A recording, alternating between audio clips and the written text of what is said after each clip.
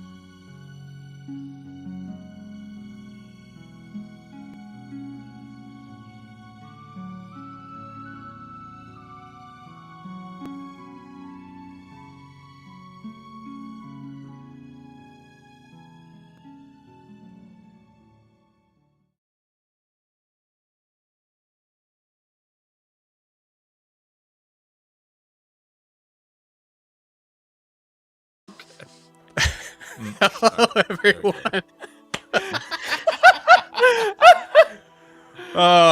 Everybody raise your cup of coffee. Hello, everybody. Welcome to It's a Long Story, a place where we roll dice, we tell stories, and we create magic. Happy November, everybody. We made it. We're on the other side. By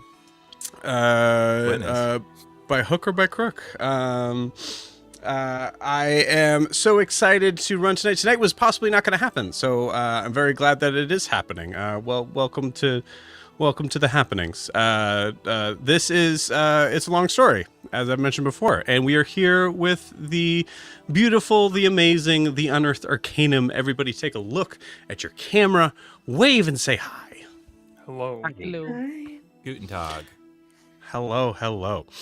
For those that have no idea what this is, hi, we are a D&D live stream that runs every Monday, Tuesday, Wednesday, Thursday, and Friday, having 5 parties, living, existing, breathing in the same homebrew world, the wonderful, beautiful world of Astera. Unless they may have traveled into a different realm, and then in that case, they're in that realm, i.e. Shadowfell.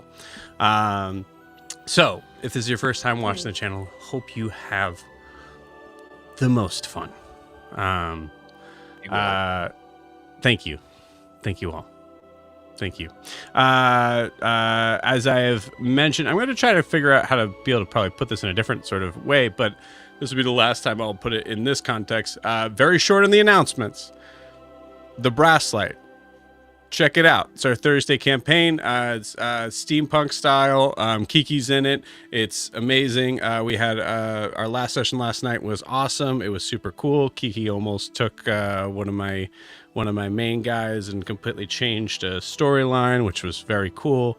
Very cool. Very exciting. There's guns and trains. You should check it out. And that's it.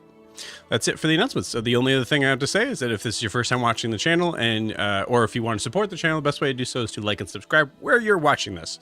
So if that's on YouTube or Twitch or Pirate Bay or Kaza. Kiki, do you know what Kaza is? Never mind. Hannah, do you know what Kaza is? Kaza. Excuse me, Kaza. You're right. I always called it Kaza. You're right, Joe. Is that what a magician says at the end of their act? Kazaa! Yes, Yep. that's exactly I what was thinking casa, like the house. Like a home? Oh. No. Yeah. There was Napster, and then there was Kaza and all that. I know Napster from, I think, one of the, Oceans or Italian Job? It One was of those Italian movies that talk about the Job. Napster. It was Italian Yeah. job. Um, Joe, can you turn it off for the night? Like, that would just be nice. You know what, Kiki? On your hike tomorrow, you can ask about Kazaa, because I'm sure. Hey, it's so weird that there's a, like, never mind. Generational Okay. gaps over here. Yeah, of like 4 years, I think. Yeah, but here we are. Anyways, we're in the announcements. So yeah, if you would like to support the channel, please like and subscribe where you're watching it. Even if it's in a long defunct ripping program. You can also check out the Instagram and TikTok down below. At It's a Long Story _TTRPG. Where we have some really cool like kind of clips and bits of our favorite sort of moments, a lot of them being funny, a lot of them being really dark, and kind of a mixture in between, and then a lot of combat stuff too. So yeah, check it out. Thank you, appreciate it. That is it for any announcements that we have. Who is doing the recap? I always forget to ask until now. oh shit, it's me. Oh, Hi. all right. There we go. Cool. So before we begin tonight, we do need a recap of where we left off. Evan, do it. Go for it. Do it. You got it. Yeah. Hi. Hello, everybody. All right. We started out last time having, defeated a hag with romance, and then we were still in combat, but this time with each other. Strange, unseen hands were controlling Kara and Alistair, and tensions were high. Alistair taunted Kara with an image of her child. Yori protected Alistair from being hit by a deadly crossbow bolt by Kara, and Kara, having been freed from the hand, saved the group from being exploded by Yori's keg of gunpowder by grabbing it and flying outside, and then tossed it at a large hand growing up from the ground that Gwen had sensed magically when she freed Yori from its control. Io triggered the explosion by pointing a finger, gathering flame, and shooting a fireball off like 100 feet or so. Yori pinned the hand with Anum's nail, and the group began furiously pummeling it with attacks. Fearing its imminent demise, the hand lashed out at the group, triggering dex saves from Kara and Yori, as well as a con save from Prim. I have no idea what the other attacks were, because Yori was the only one who failed his save, causing him to take exactly double his current hit points from a Disintegrate-like creature ability, making any of the party's abilities to affect attacks or use counterspells ineffective. The party looked on as horror as Yori began to fade from existence, but Kara, imploring Mass to help, and Gwyn, breaking the bounds of magical theory, managed to redirect a portion of the effect from Yori, with Kara taking in all of the pain and unnatural emanations from this working that bent the natural laws of existence. Gwyn collapsed from the effort, and some dark essence burst from Kara's body as she was held by her god mask. Alistair rushed to Gwen's side and, seemingly accepting some cost, turned into a primordial creature of elemental water and began to attack the hand. Prim, unwilling to lose someone else, manifested her full visage, the helm, and now 2 psychic limbs.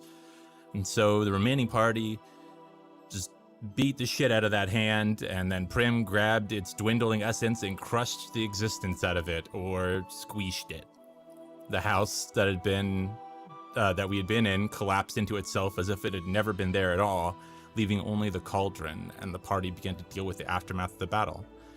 Kara isolated herself. Yori tore off the armor and gauntlet, now empty, of his left arm and tossed it to Prim.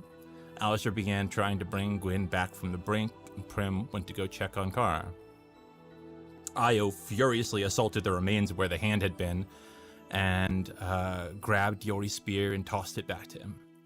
Meanwhile, Gwyn, in a strange place she didn't recognize, began a procession that cost her memory after memory, or would have, though she barely held on to most of them, and then ended up in front of the throne of what I believe we think is the Raven Queen, though we don't know. Beautiful. think that was Evan, it. thank you very much. Anything else we need to add, friends?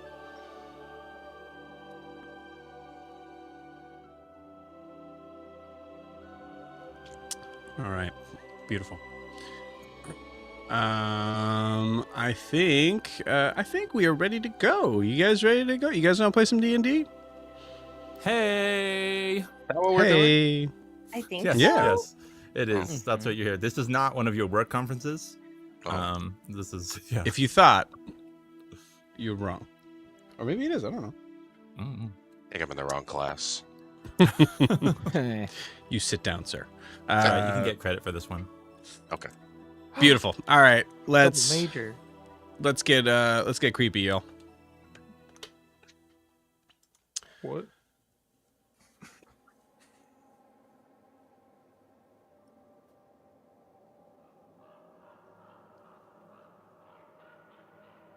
There's a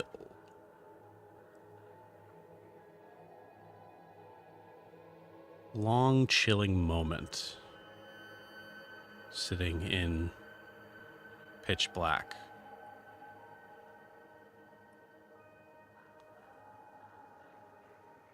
The occasional sort of almost optical illusion of this gray dust swirling around utter blackness, giving just a hint of some sort of texture. But it's long, extended. We zoom out just slightly as we see veins extending out from looks to be a white, cracked earth bark. As we pull back, we see a small black creature.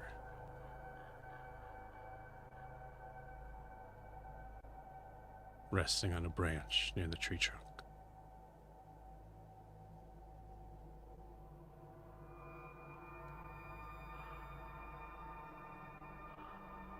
The only variation in its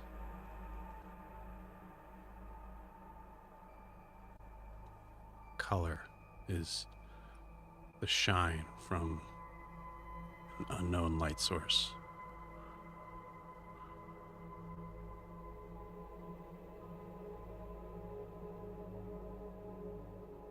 We see this bird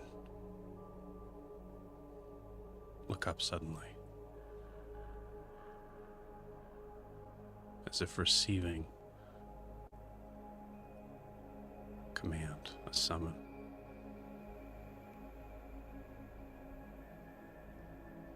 Stretches its wings out and immediately takes off. As it moves out among the treetops of these dead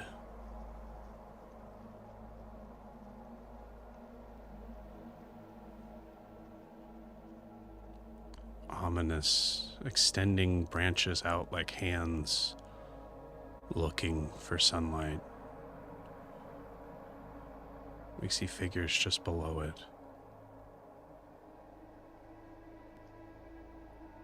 Walking in line, one by one.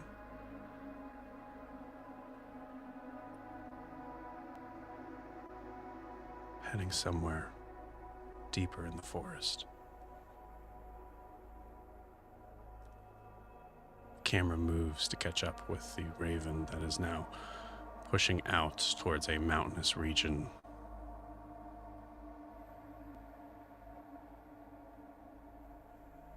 His high, sharp arches seem to scratch along the gray sky.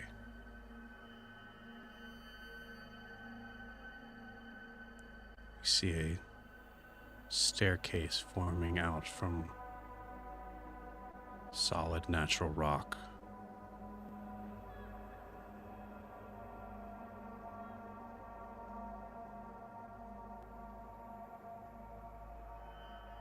Echoes.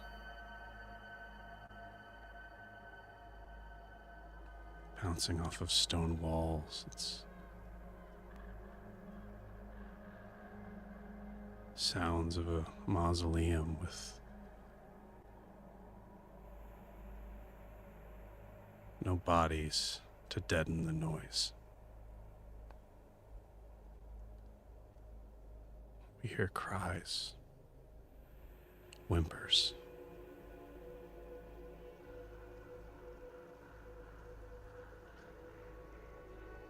Please don't.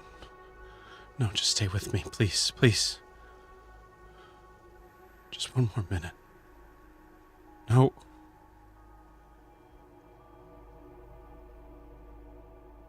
Hear the sounds of loud cracks. Steel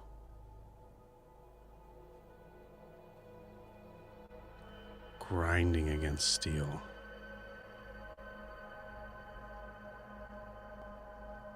We hear shouts of pain suddenly cut short.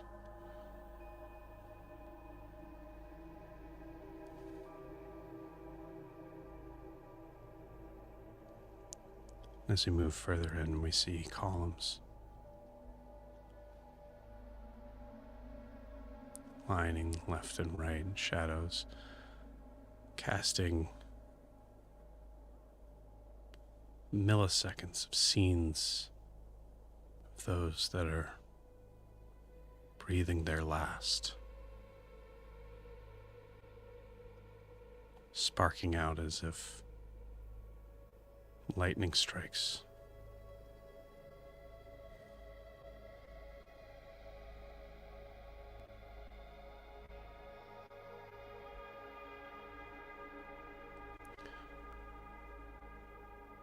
Smoky floor pushes away from us, as if we are walking along.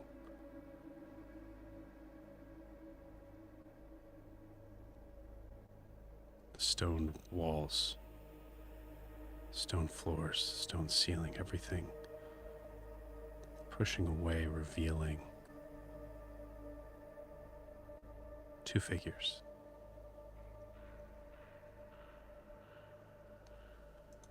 The first figure, dark,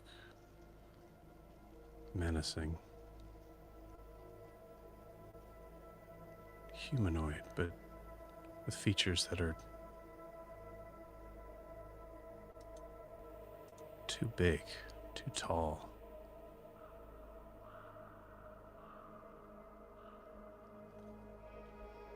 Hands outstretched over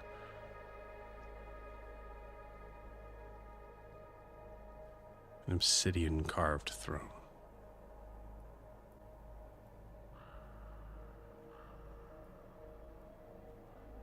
And a mask of feathers hiding all features.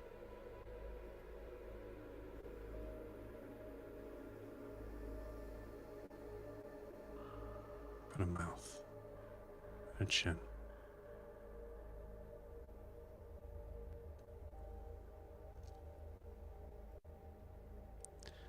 The other figure that we see standing tall, defiant almost. Blackened horns.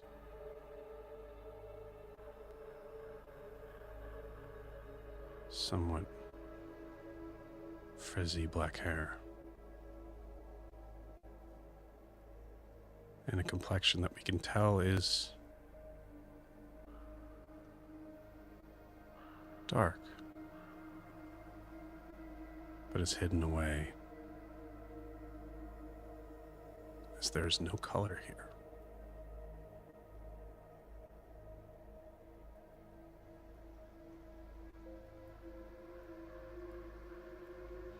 Gwyn, as you approach the Raven Queen,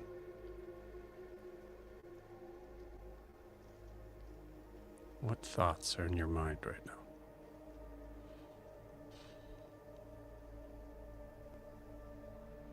I think as she walks forward, she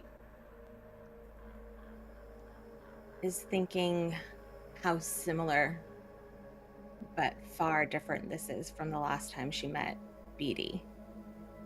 Beatty was powerful. He was all-knowing to her. He unknowable. I feel like in this moment, she realizes that this being on the throne is much more powerful than that.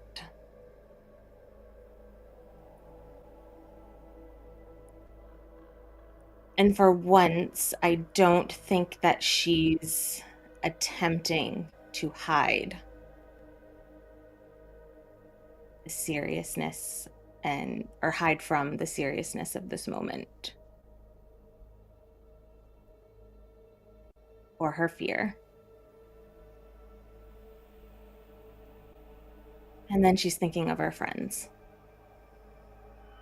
That missing space in her memory that she's not sure what's gone, but she knows something is.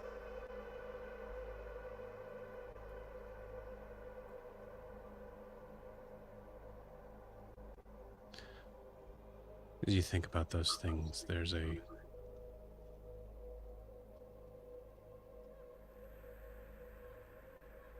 sudden sort of heavy flap of wings right next to your ear.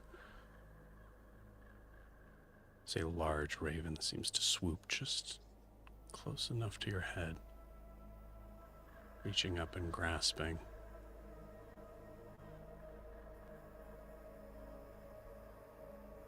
The back of the throne, where it stays there.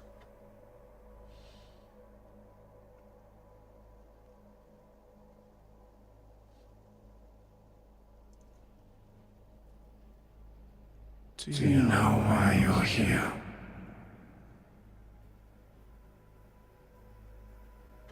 Have a guess?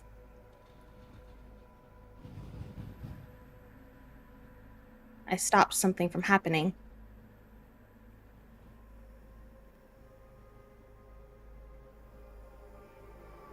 And What was it that you stopped? you said I took something from you. And I stopped a friend from dying.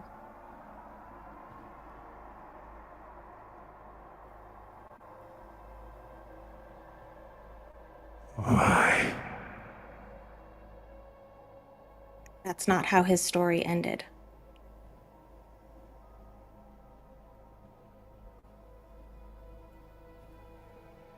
And who stands before me that is able to make that claim?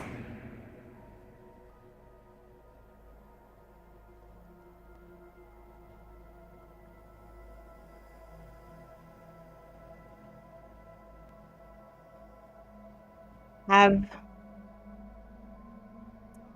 no delusions that it's within my realm to dictate the beginning and end of things. But I had power to try.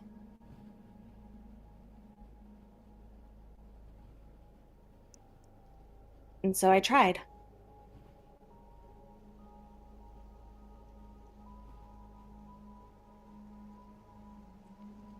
A dangerous notion. Doing what you want. Because you could.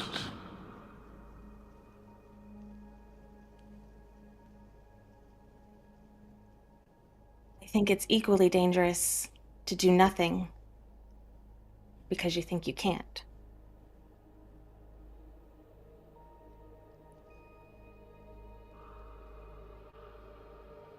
Trying and failing isn't failure. Things fail. This didn't.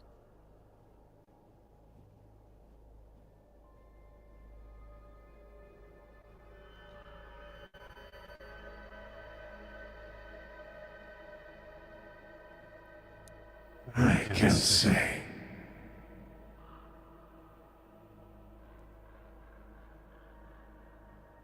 That I disagree.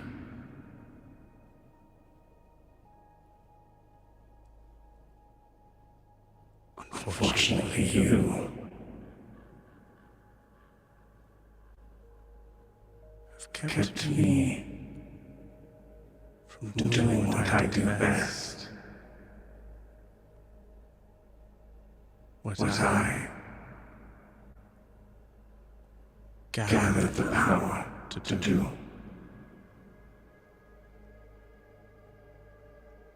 And for that,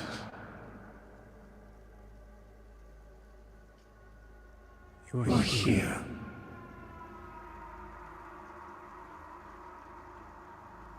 I wonder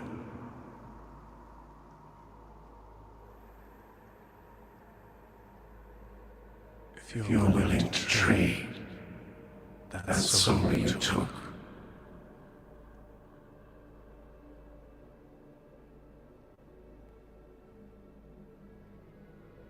His soul doesn't belong to me. But it belonged to me.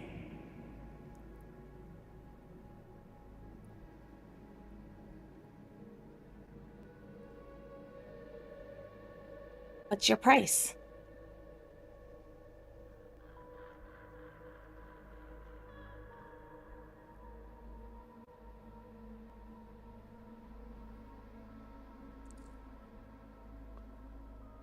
What's your choice?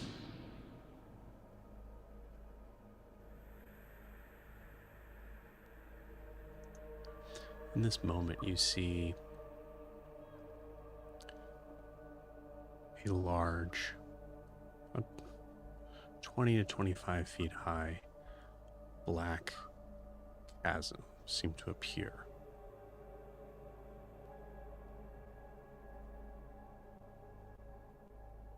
You notice it just as being somehow just a little bit darker than the gray stone wall behind it.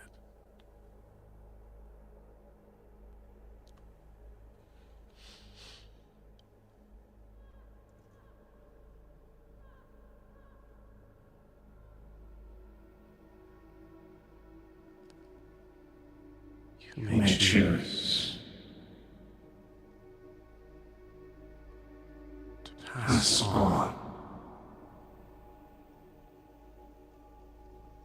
I will do my job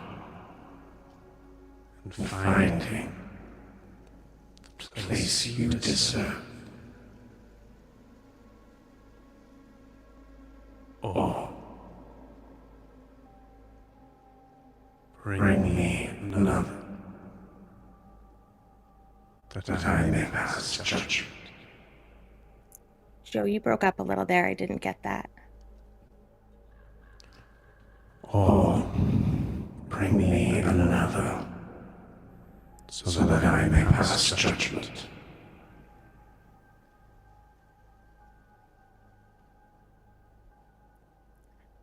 Are there any stipulations on the second one?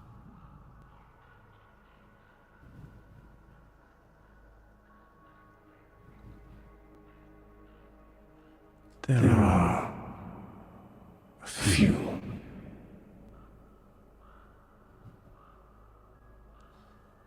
While I exist in a place without time, I am aware of how precious a gift that is for mortals.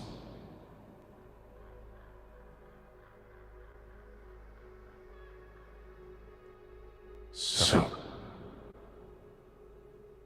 one.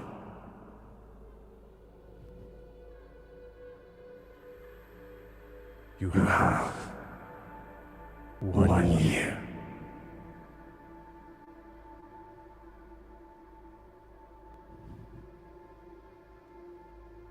2.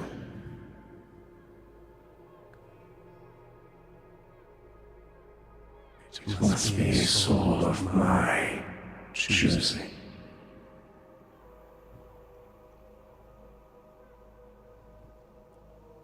3. If you do anything to break this arrangement,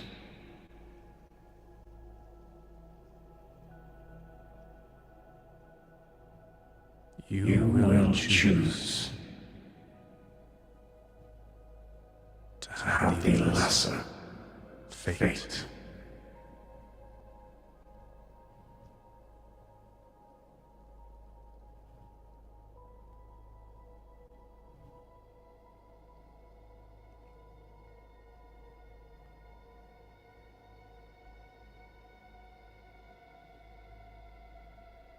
Not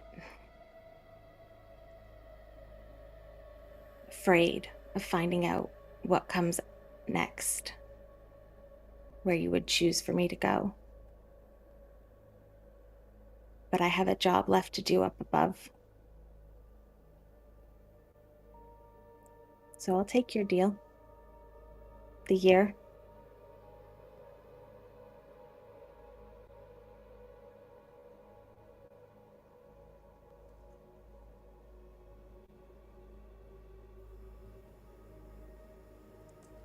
So quick to accept, exchanging one life for another. I never even had to state whether they deserved it or not. Interesting. I think that's a very arbitrary line. Anyone can deserve any number of things for any number of reasons.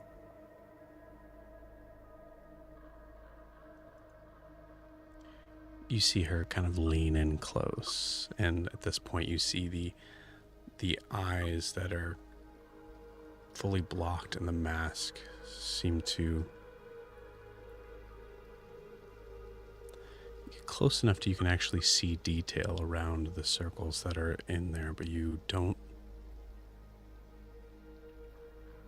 get the feeling that you're not seeing shadow. That there is truly nothing. No resemblance of a piece that, Gwen, you use often in conversations and understanding body language, how people seem to react. A lot of it is in the eyes and in this figure.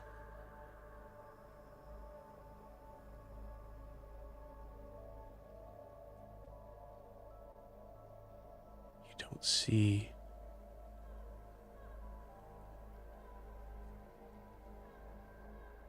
any emotion at all as the figure leans in.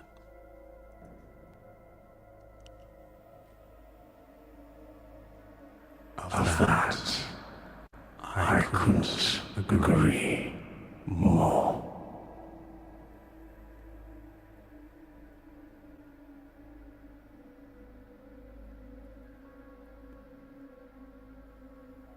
Chosen at random, then.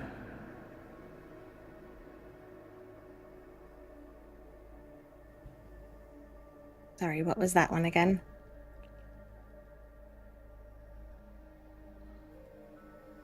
I will give you two choices, But but given your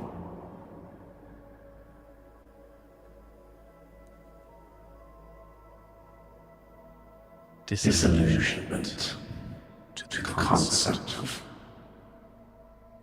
right, wrong, good, evil,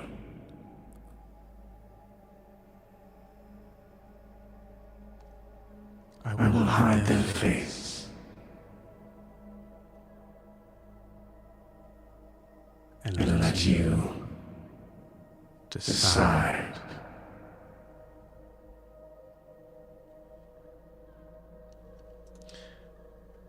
You see two figures seem to kind of almost float through the portal.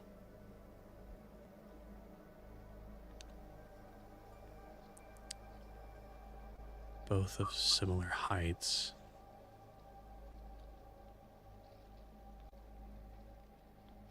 Both seem to be wearing robes, cowls that are pulled up. You see one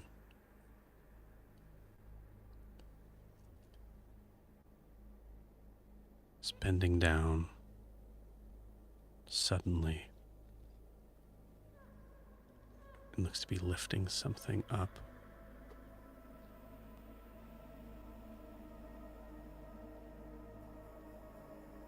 Holding what looks to be an invisible person, helping them walk forward and then running.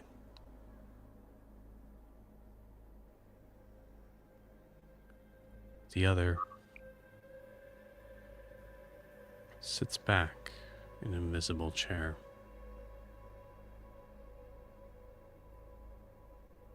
Seems to point their head up.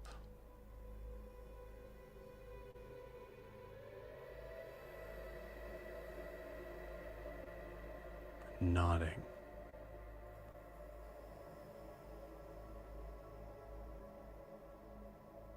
At some invisible person.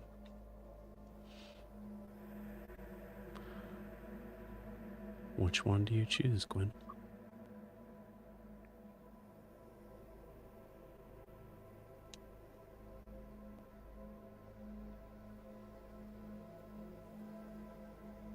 He's going to go with the one that was running.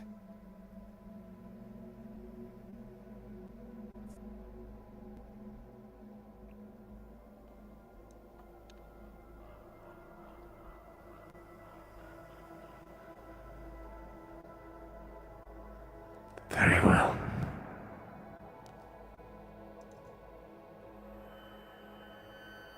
She seems to be quickly moving out.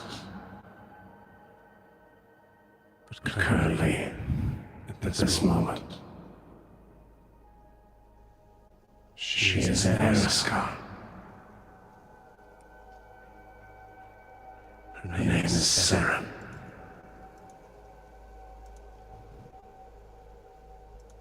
And you see the figure start to come to light. The blue hair is lifting. A figure and trying to drag it. Looks to be out of the city.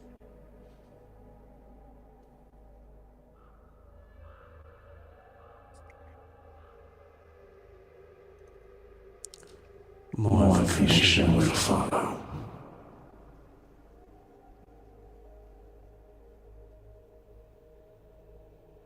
But I trust you do.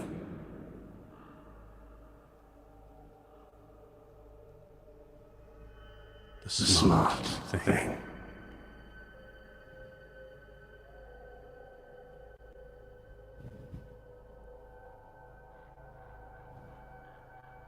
A deal's a deal.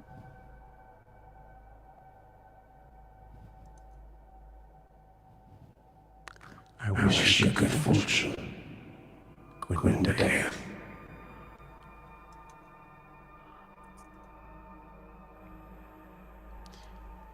And all of a sudden, everything just turns to black.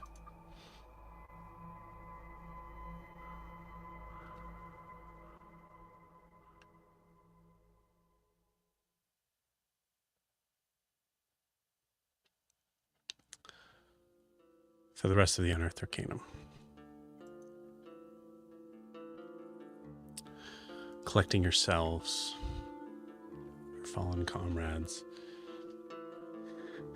the very few pieces that are left over from this fight.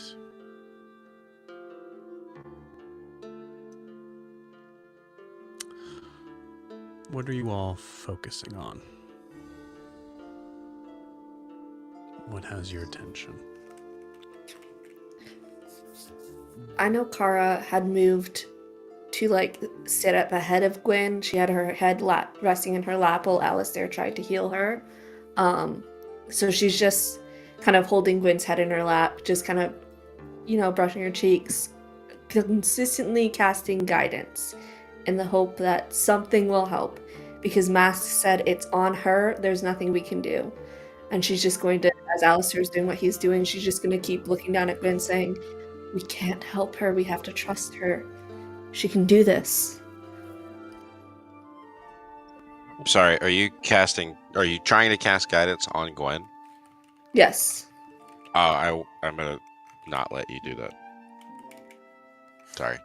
Okay, what are you doing? I'm gonna ask you to not do that, but if you try and do it anyways, I'm gonna counterspell it.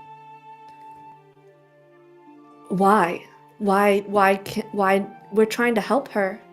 No, not with that. Not with. You think your little tools and devices will do any better?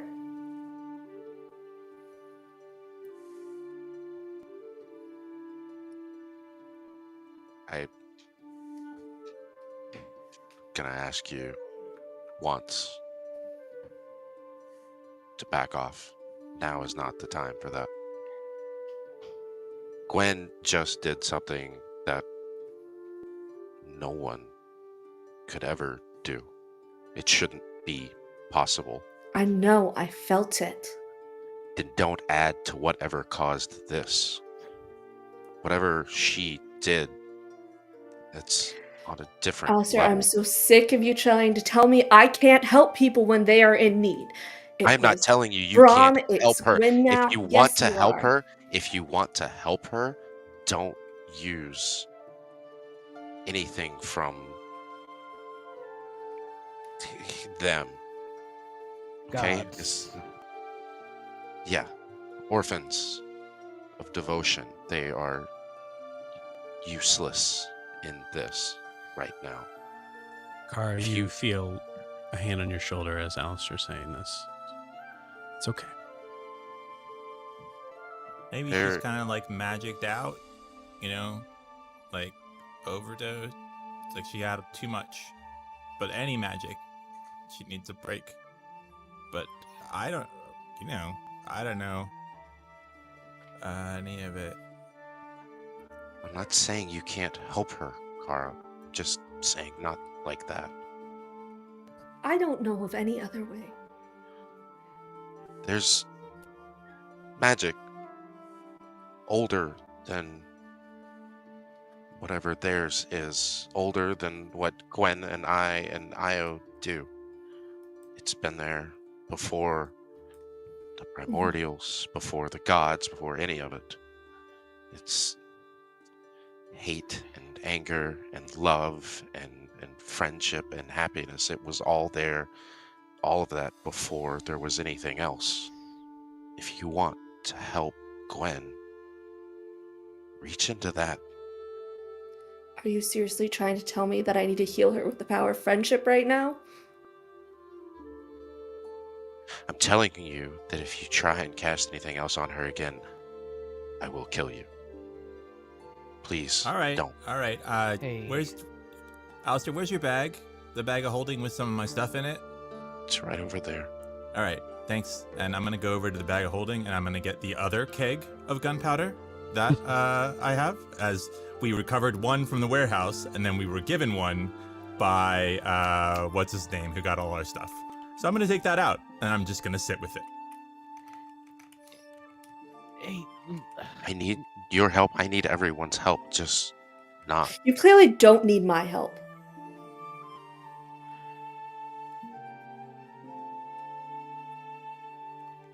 I Your lost an choice. arm. If anybody's just, wondering why that part of me, Yes. You know what? it's just You're right, Yori. She's gonna gone. stand up and go sit next to Yori. I'm sorry. It's all right. I thanks for. I'm- I don't know what you Hopefully did. he doesn't kill me for this as I cast Cure Wounds on you.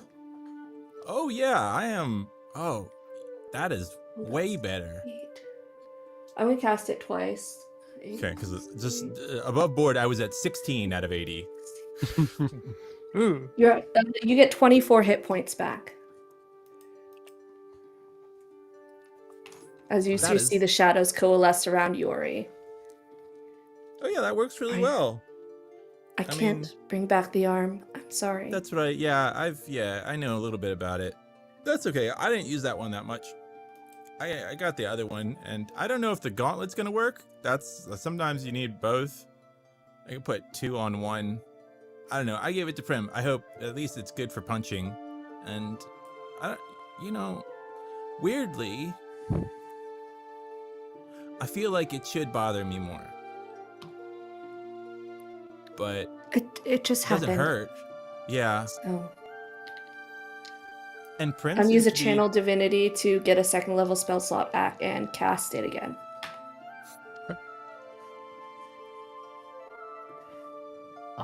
That's another 16 points of healing on you, Yori. Yeah, he's no longer bloodied. and as Io's talking to everybody, he is basically scraping the remains of the thing he was taking his frustration out of into an empty potion bottle. And Not much left. I'm gonna have you roll for it, but yeah, go ahead. no problem. Let you know what I got on the D20. That is a 7. Okay. I don't imagine. Would probably call it a sleight of hand Oh, sleight of or hand. nature. Okay, let me see what I have better of, because I don't really know what call I'd make that. Yeah, sleight of hand. Let's say that's a 10. Yeah. You start to do so, and then you notice that most of what you've put in that vial seems to be dirt. And then you just kind of hear him say to himself, "Well, so much for a reminder." Still does it, but yeah. As he's doing that, he's just saying to the group, "Doc, I'm glad you're still here, even if there was a price." And then definitely, if Alistair is looking, he would see Io telepathically trying to speak to an unconscious Gwen, saying, "Hey, whatever you're doing, we're here for you. I hope you can figure it out soon, because we need your peace here." Roll me an Arcana check. Sure. 12.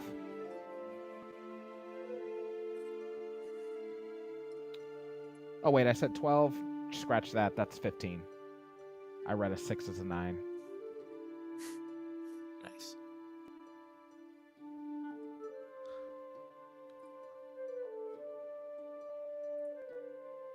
As you reach out to an unconscious Gwen,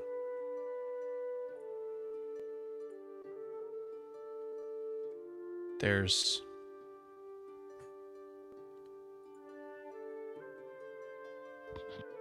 the feeling of speaking out into a void, like a, not even necessarily an echo, but the slightest sort of release of sound, as if coming from a physical mouth. Io, you hear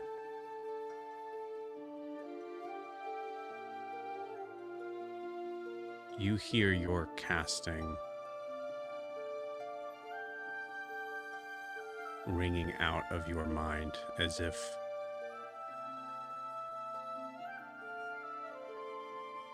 you were speaking into a pillow or a wet blanket. It doesn't seem to transfer out of your mind.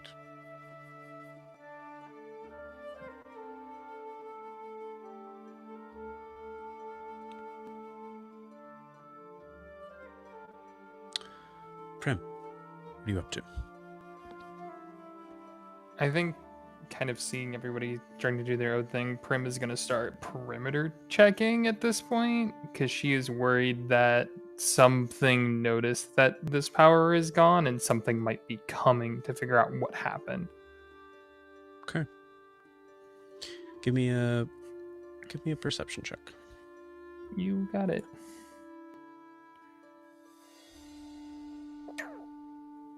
I will use an extra psychic dice on this because I haven't done that. Go an extra d6 on this. 12.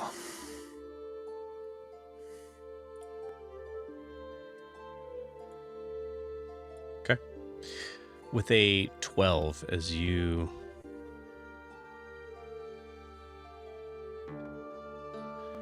look out, there's a moment, a thought that kind of crosses Prim's mind as recognizing how you came in here and knowing that it was through illusion. And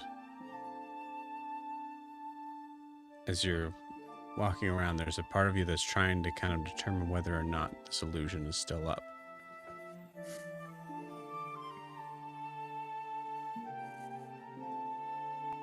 With a 12, as you do a full circle around the quite invisible remains of the cottage, you see nothing but woods.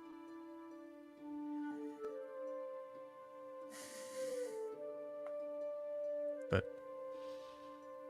no signs of danger.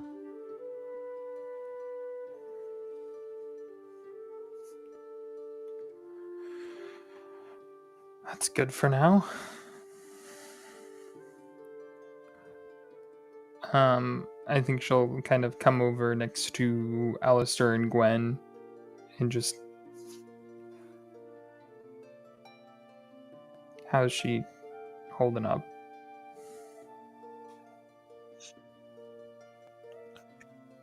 Oh, I don't. I can't sense her right now.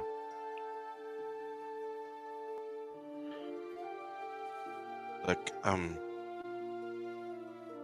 you're welcome to stay, but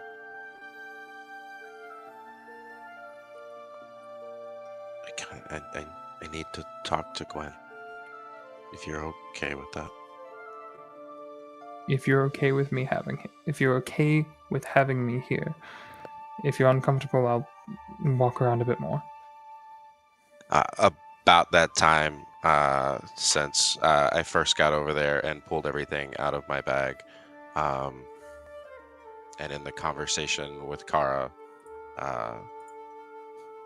using my finger to draw some sigils on the ground, tiny hut comes up.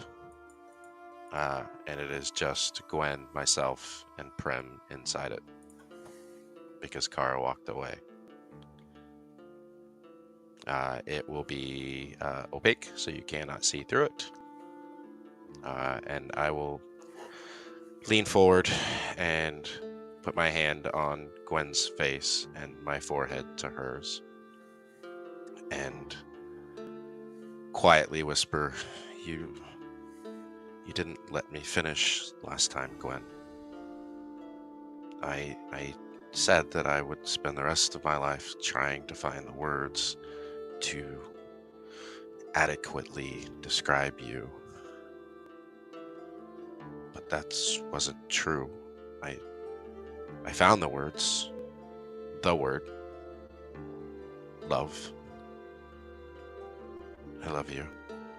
Please, wherever you are, please come back.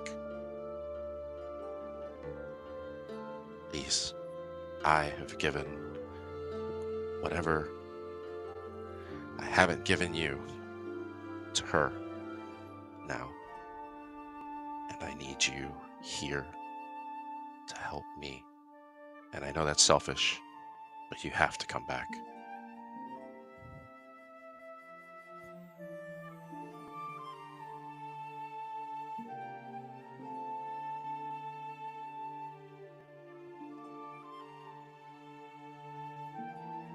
Alistair, you hear a response in a feminine voice that I think for just a quick second you think could be Gwen's, and is immediately quashed as you hear,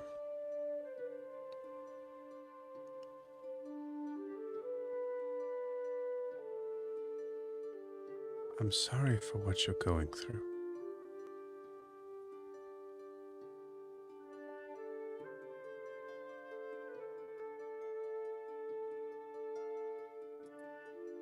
But maybe it's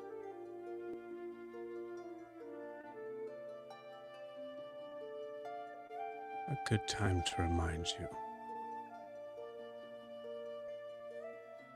that the world I will bring will make sure that this never happens to anyone.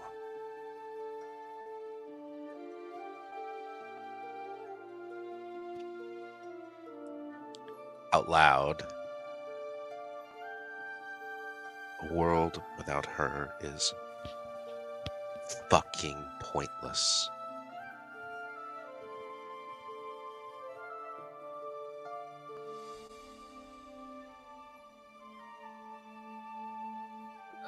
Yeah, I agree. Sorry.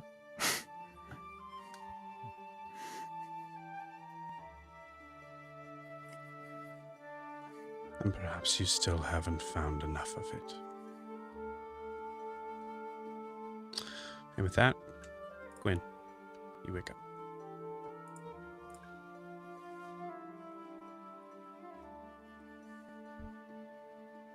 I think before she even opens her eyes, she just takes a moment to settle before, like, not even half a second before she's opening her eyes, sitting up and looking around to make sure everybody is okay. Since when she last remembered, we were still fighting a hand. Alistair, is everyone okay? Are you Did it okay? work? Are you okay? Gwen? Yeah. Where were you? I couldn't feel you. Where did you go? Where's everybody else? I'll look around. Can I see out of the dome? Yeah, you can see out of it. Yeah. Yeah. If you'd allow, I think Yori, after everything, like I said, if Kara would, I think She'll He help kind you wherever you're going, whatever Well, you need. while the sort of her magic kind of swirls around and is healing his wounds, I think there's been so much going on that he kind of falls asleep. And if we were both sitting there, like him with the keg, and you sit down next to him, I think he kind of falls asleep. She would over on your absolutely, shoulder. hold him in her arms. Yeah. I love So that. Yeah, I think definitely those two would be the ones she looks for first. And then Io. Prim's right there. What I did. There's certain forces that would see that as diverting the natural course. And there are consequences when that happens.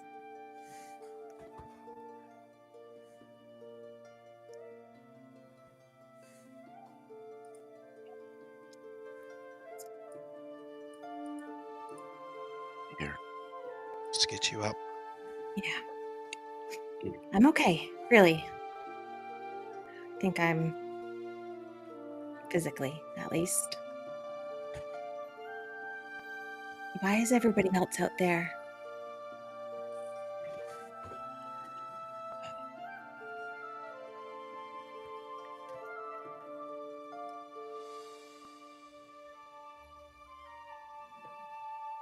I'll drop the dome, the tiny hut. I love you. And then I will kiss her. She doesn't say the words back, but I think Alistair would know enough that it's probably just because there are a lot of other people here.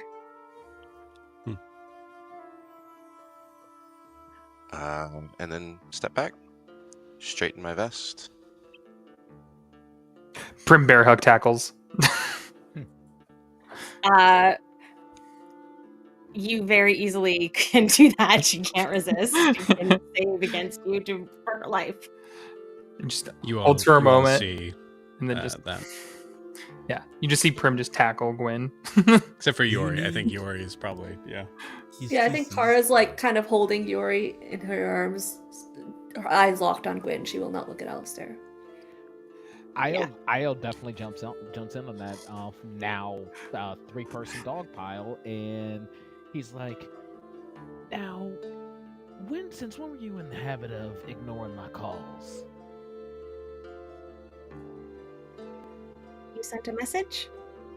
I don't think anything could have reached me Yeah, from anywhere. it was the first time I ever felt a fail to send kind of thing. But I've felt that before. It's not a great feeling.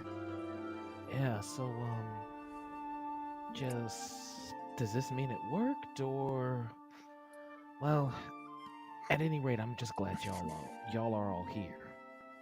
Yeah. Me too. There are some things we should probably talk about. I don't want to keep this secret. It's not a secret or anything. But you said Yori's sleeping? Yeah, I think he's. I mean, like you could probably wake him. You know, it's Yeah, not I a think done thing, but like, yeah. I think Gwen would just say, I think in the morning I'll tell you guys everything. But we need to figure out where we're going now, if it's safe to stay here. I can make it safer.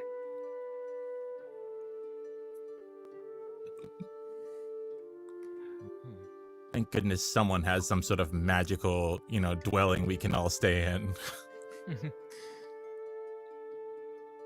Well, I think Alistair could make it safer too, for everyone. I'm sorry, She's that was looking very above between board. you and Kara. Yeah, And then she's Alistair gonna- would walk over. Alistair will, Gwen will walk over to Kara and just sort of sit down next to her. Are you okay? I'm really sorry. I had to send it somewhere. Don't be sorry. Thank you for sending it to me. I trust Anytime. you can handle it. I will take. Yes. Thank you for trusting me in that. She's just I'm gonna glad you're like okay. nudge your shoulder a little bit. Kara, thank you for watching over Gwen. I appreciate it. Sorry if I upset you. She doesn't even look up or respond. She's still looking down at Yori. Oh, I can tell I missed something.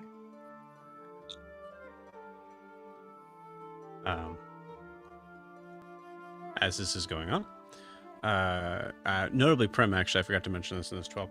You do not see. Oh God, I forgot his name. Bulu. Marcus. Marcus, not Bulu. Well, Bulu didn't join you, but- Where's the princess? Oogle. I'm Yeah. getting there. So you do not see Marcus or any of the children. You do see Sarah, who is just kind of like staring out into the woods, and I would say is probably lost in thought. And I would say like in that point in time, you're kind of trying to make sure like danger's good. So I think it makes sense that there wouldn't have been interaction. But at this point, Sarah turns and kind of walks back to you both, or to you all.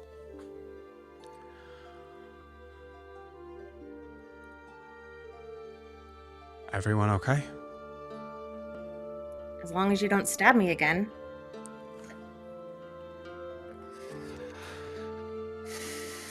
I'm gonna just reach out and like nudge your shoulder a little bit. Show her that was a joke. Mm-hmm. I think you can tell, like, just like through just passive insight, like that. What you said didn't bother her. That was bothering her, and with that, she kind of just gives like a little bit of a. Yeah. Sorry about that. It wasn't your fault. Did we get everyone out? Yeah, where are those kids? Yeah, don't know. And that what happened guy. to That. Yeah, no clue. I'm gonna send Marcus a message. Okay. Ascending. As you do that, you hear Sarah kind of say to, I think at this point, probably kind of like now looking at Kara. Are you sure that was everyone?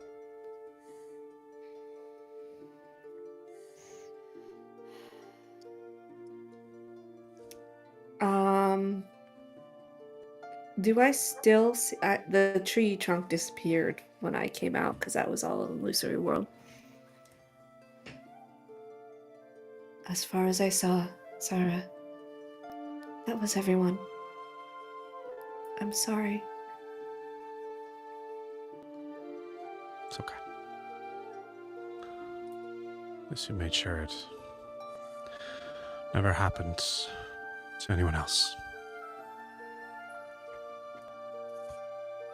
Excuse me for a minute, and she kind of walks off. Quinn, you send a message to Marcus.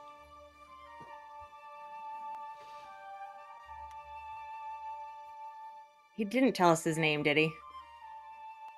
I didn't ask it either. I think only Kara knows, and she told him to find the Okay. burning one.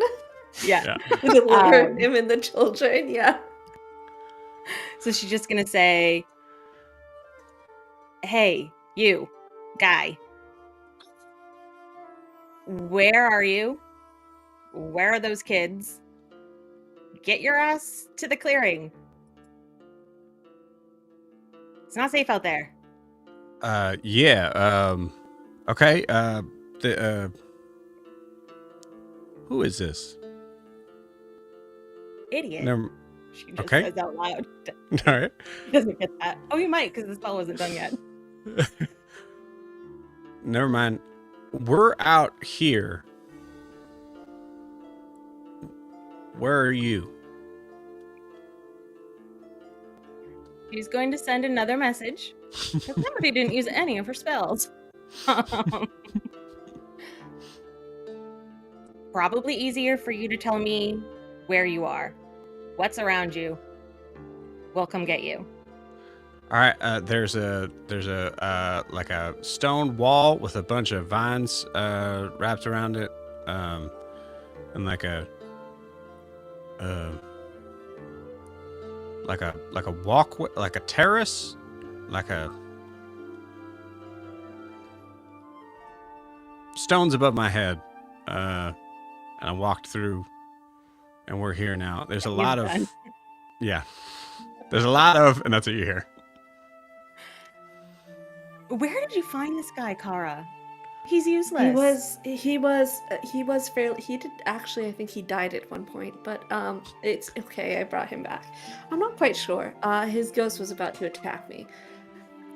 Regardless, he's fine. I needed somebody to get the children out, and he served that purpose. He seems like a nice enough guy. He's not from around here, but Doesn't seem it. He was very devout, and I may have played on that because he may have thought I was the Raven Queen or one of her scions, and Oh. he kind of did whatever I asked of him, which was to get the children out. And I could only see you, and you were kind of red and shimmery through the portal, so I told him to take him to the burning one, hoping to like play up on his religious fervor, that he would go to you. I mean, he's somewhere stupid with as stupid stones does, but and a sometimes it can terrace. work for our favor. Did what he Terrace. described sound like where we left him in like the maze or something? Or the archway out of here. Yeah, it kind of feels more like it's possibly the archway that you guys came in. Okay, cool. I think maybe he's at the archway. I should just tell him to stay put with the kids. We could head that way. It's only been a few hours. Yeah. It might be better to sleep on the other side of the wall tonight. Are you guys okay to go? Yeah.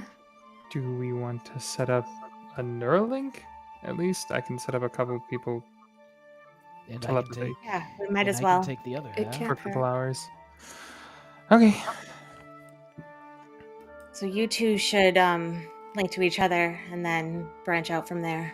No, I can get 4. Yeah, so you can skip me and I'll just link up with you and you just communicate with me what everybody else is saying. Sounds good. And this can go out up to a mile. And trying to figure out where it is.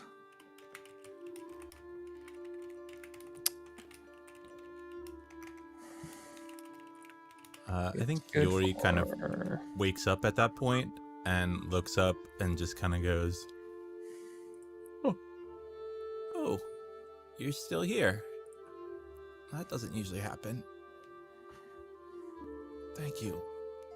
And he'll get up. You Thanks. You can go back to sleep, little man. We're just going to walk out of here. Oh, not that one. I guess he just does this one. Yeah, I was gonna say.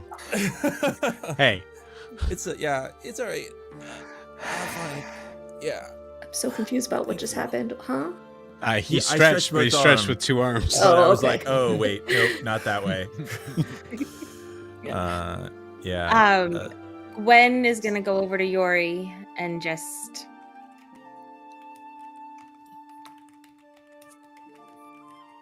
she's just gonna give him a hug.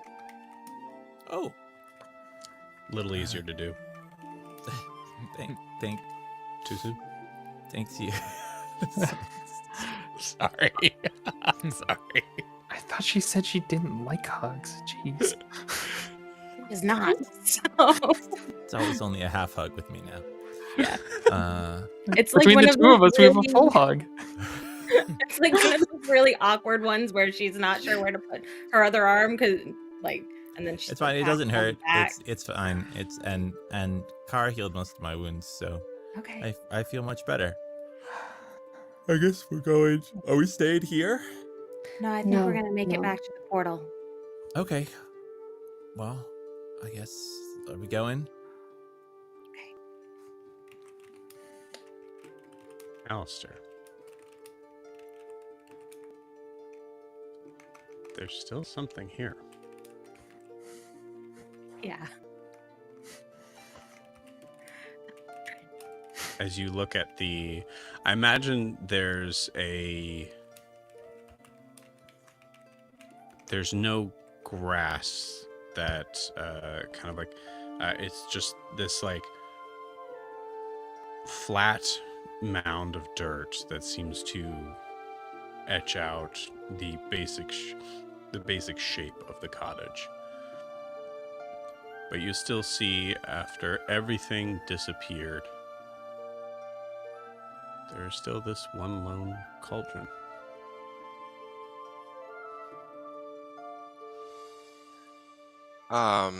Yeah, I think after checking in with Kara and Yori, I'm gonna start walking around, heading towards that cauldron, but picking up any like stray sticks or limbs or anything like that along the way, and kind of shoving them into the bag of holding,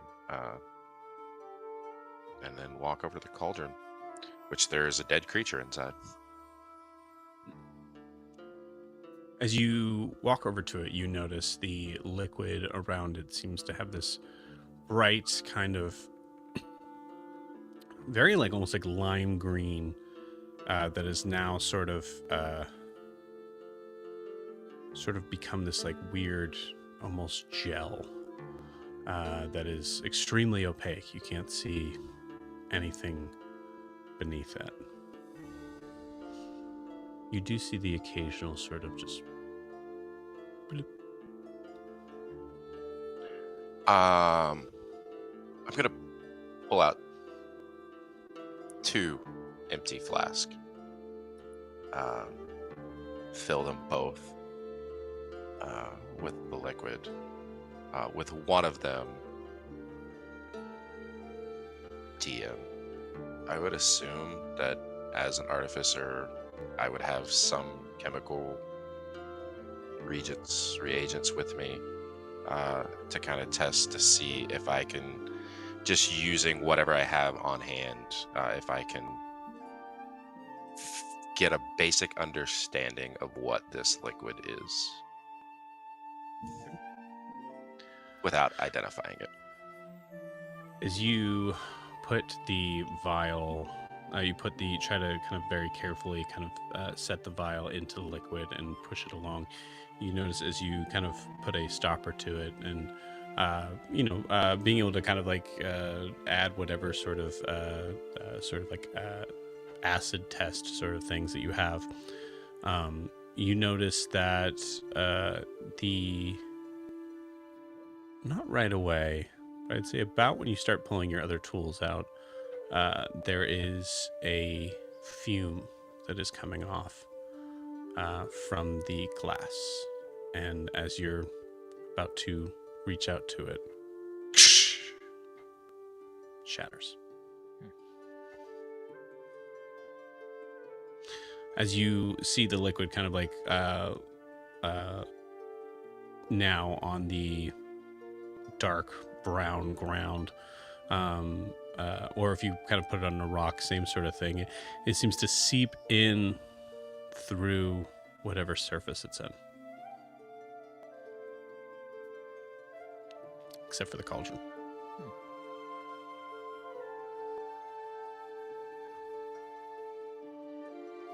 Gonna tap on the side of the cauldron in a couple of different places. Use my pocket knife and scrape a little at the metal if I can. Can I determine what material this is made of? I'm gonna say Cauldron. Cauldron. Got it. Cauldron material. Yes. I'm Cast gonna say iron. give me an Arcana check. Yo, if we turned it into a pauldron, we have a pauldron It's cauldron. a 15. 15. Okay. As you are looking around, kind of like tapping on it and like starting to try to like kind of like peel even some of the assumed maybe paint or whatever sort of metal filings that are on here, you stop suddenly as you notice that there is a glyph on the side of the cauldron with a 15. You notice that there does seem to be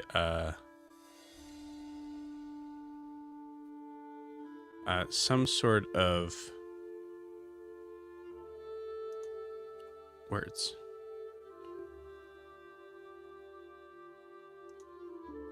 Made in. Erisca. Made in Abravar. There is what looks to be some sort of abjurative magic on the cauldron. Made in America. What's America? Correct. With the other vial or flask that I have, can I take a couple of minutes to try and copy the glyph onto the vial and try and scoop again? Interesting. I'm gonna say, being just Alistair, Mm-hmm.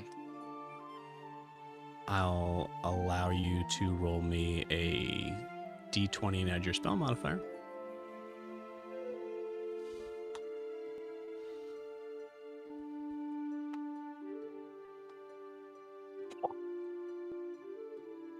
It's an 8. You copy it over, and there's always the occasional sort of like idea of like I don't think necessarily Alistair you have like magical ink. There's the whole process of actually having specific type of paper that's been designed to be able to handle this sort of thing. So having it being on a physical object is difficult magic, especially for something so small. What are the rest of you guys doing? I think. I think Wow. as if I, after all of that conversation, if Alistair's still looking at the cauldron as we preparing to go to the portal, she would head over to see and help. Okay. as Io's overlooking just this whole experience and being in the presence of this area, he's going to do ascending to Eris. If you wanted to work out the stuff with Gwen first, you can do that, but I'm ready Okay. with ascending too. Get it. Just send me a message of what you want to send. Sure. Kara? If Yori is looking like fine's not a great word because he just lost an arm, so he's not fine clearly, but if he's looking like more grounded with everyone awakened up now, she'll just go scout ahead with just to try to get some distance between her and the party. I think Sarah will go with you. Yeah. And Yori's doing okay. I think he's actually talking to Prim, trying to ask her how to about certain movements and balance. Like without an arm, and how you balance, like when you punch, like normally you have to counterbalance, and so Immediately how do going you right do that into it. without it? Yeah. Well, that's why I use legs a lot more, because you can kind of use one hand to like pivot yourself and then use more weight in the kick kind of a situation. I mean, a shin to the head is going to hurt one way or another. I read a story one time about a guy who he lost an arm, and then he said he was really happy about it because it let him do this special like the balance on his kick was better, and so he did this like spin, this recoilless cool kick thing. I don't know if it's real, but it looked really cool, or in my head it looked cool. I mean, if we could find a book on it, I'd be more than happy to give it a try. Like, I think sure. it still might go with punches, but we'll see. Yeah, I'll have to do some punches, and we'll see how that goes. But you can still use the other gauntlet, because I have can't, no so- idea what I'm gonna do with this. Yeah, well, we'll figure it out. I don't even know if it'll work, but you know. I can't even read what it says. Oh, it's yeah. Well, it's more like concepts, really. The things, the runes are like there's backgrounds and stories on them, but then I mean it's mostly just like fire and till, but then the fire represents also like the sometimes it can be the primordial, or in one version it's more like the Elyoyin, and there's a lot. All right, I won't go into it right now, but there's a lot. Eyes glazed over at like fire, like yeah. I can't read all of it either. It's fine. Yeah. It's just a couple.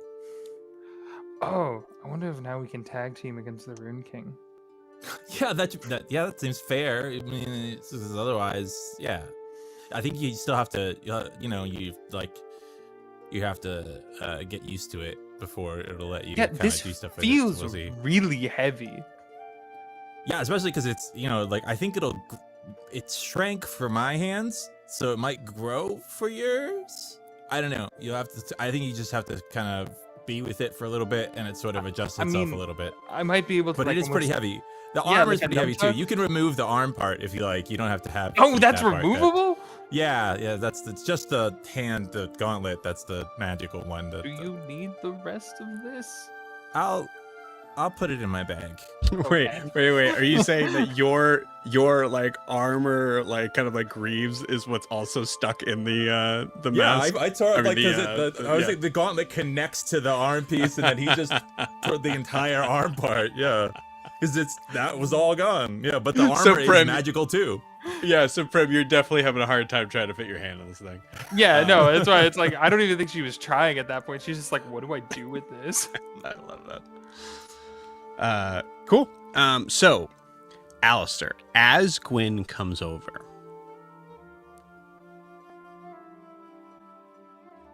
right as Gwyn's coming over, you hear the voice say, I can help you with this if you allow me. And I think as Gwen comes over, she says, maybe at the same time, all right, what are we looking at? Do you need some help?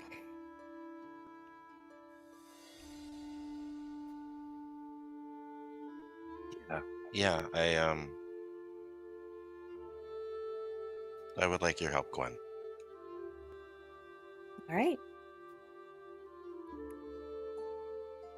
She's going to look at the cauldron. All right. Give me an Arcana check. Okay, roll 20 for love. Come on. I'm going to use my inspiration from last time. Okay. Flash of genius. All right, because I used that inspiration. I got the natural 20. So that's going to be a 27, 33. 33. Cool. Yeah. With a 33, good lord. With a 33, you see the glyph on there. You see that it is some sort of abjurative magic. Not to the... to protect itself from whatever the substance is.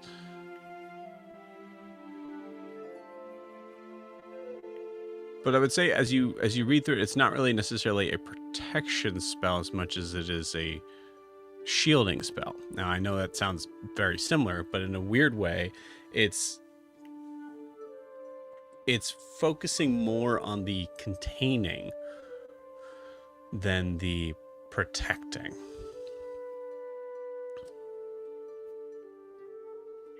Gwen, as you look at this, first off, just like above board, none of this is like scholastic Ariscar magic. Yeah, I was gonna ask, does it look, because Gwen has taken some liberties since becoming a wizard with how spells are developed. Does it look sort of like it's somebody made this spell specifically for this purpose, as opposed to copying? It's hard to answer that. It's more like this is dealing with a whole different textbook that you're not familiar with, essentially a Feywild textbook. My other question was, does it feel like it is still containing something, or that it could contain something? It's now empty. Yes. So there is that like kind of like weird sort of greenish. It's almost like slime on the top of it. So that's in there. But yes, to answer your questions, yes. I think she's going to sort of, not touching the cauldron, but just, trace over in the air as she's doing this. Oh, this is something I don't think we've ever seen before. It's cool. Can you copy it? With time, maybe? But I think we could put something in here that would, and this would contain it. Shield the outside from what's ever inside.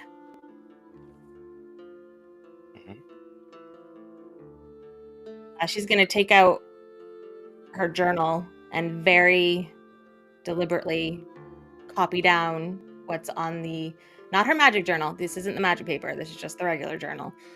Copy down the runes and everything. But I think we should take this with us. Study it closer. You copied the rune, correct? I did, but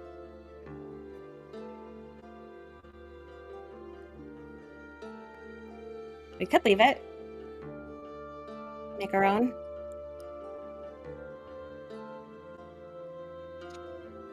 I mean, imagine what someone could do with a spell like that.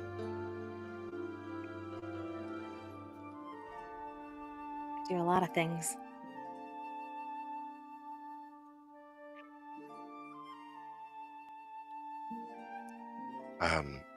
Do you think Yori? Yeah. Do you want to use your other keg of powder? Sure. Yeah. Right now, you want me to? Should I light it now? No. Can you bring it over here? Yeah, I can do that. Yeah. Sure. It's a little awkward. Thanks. With one arm, ain't it? Yeah. It's. Yeah. Is that going to be a thing? Are they going to like? Is that a lot of? You get a lot of. First couple months. Okay. Well, I'll brace for it. With this arm. All right. You've got me. Thanks, Prim. I'm coming, and I'll bring over the keg of gunpowder.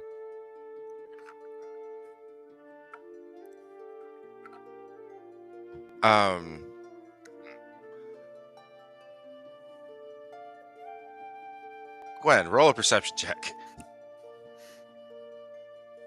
Why? 1. Oh, cool. What you don't see. Hey, Clinton. Yeah. Feel that. Yeah. So I think as you're drawing your glyph, Yori is walking up from behind us, so he doesn't see that. Doesn't see the front of Alistair. Alistair's watching Gwen draw this with a very sad look on his face, and then there is a flash of blue in his green eyes, and then they go back to being green. And with his left leg, his bad one, I want to kick the cauldron over. Okay. And then wait on Yori.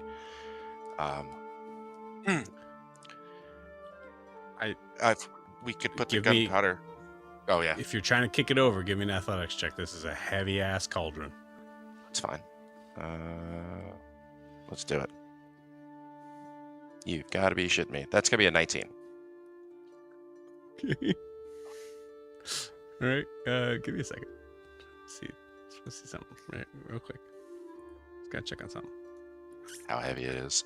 Everybody, hold on. Breaks toe. It'll be good for I the film. Yep. I didn't You say use it. kick it. I didn't say kick it over. I like kicking it straight up, like foot on it, pushing it over. Yeah. Break it toe here. This is the scene where he. You mean breaks- that kneecap that was shattered 3 days ago? That's the one you're kicking this over with that kneecap? Yeah. Uh-huh. Good. All right. The I'll scream put it is to a real roll. 'cause He broke his. He really broke his toe in this scene, and then So yeah. God, I love that. Alistair, you go to push this thing over. And I love you very much. You fall right on your butt. Wait. Gwen would, without even looking up from where she's finishing the journals, like the sketches in the journal, just be like, "Are you okay? You do see it like kind of like rock back and forth a little. What? I'm not quite done yet." Of course, finish. So I'm I'll trying to pull this offer thing a off. hand. I only have one chance. Okay. seeing that he wants to do that, Yori is gonna just use Giant's Might as he walks up and then kick over the cauldron. Okay, Nice. So I will give it a try. go for He it. walks, yeah.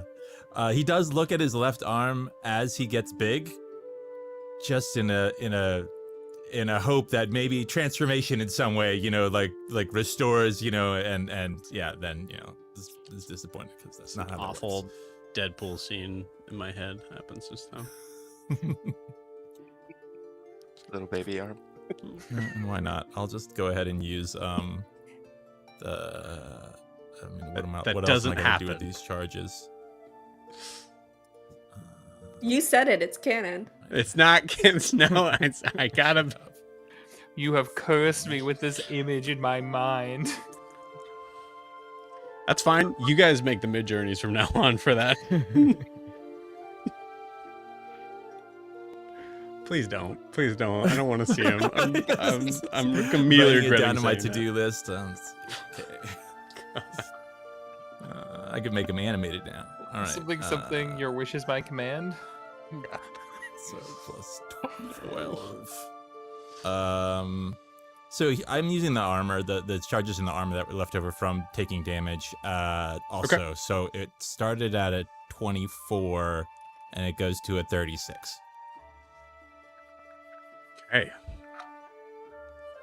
Well, it definitely knocks over. Gotta think on what happens.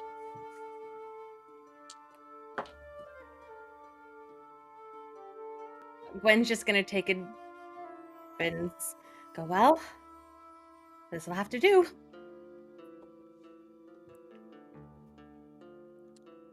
All right. I roll me a perception check. Alrighty. It's flying across the space. Oh boy. That's going to be a 24. Okay.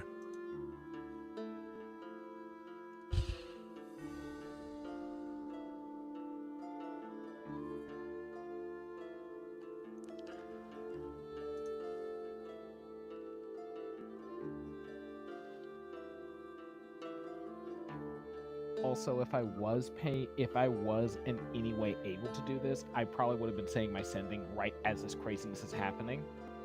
Okay. And I can read that out loud now too, so everybody else is cued into what I said. Whatever's gonna happen, I promise you'll stop in the middle of what you're saying. Okay. Yeah. So if you wanted to say that is happening in the middle of it, you certainly can. But All right, I'm gonna start and then interrupt me at the right moment. I like how that. all right, hold on one second. Let me make sure I'm doing this right. Sure.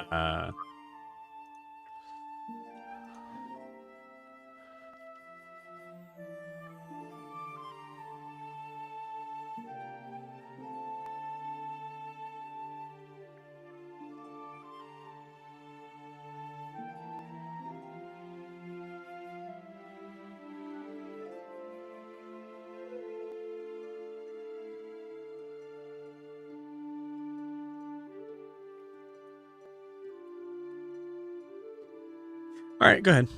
All right, perfect.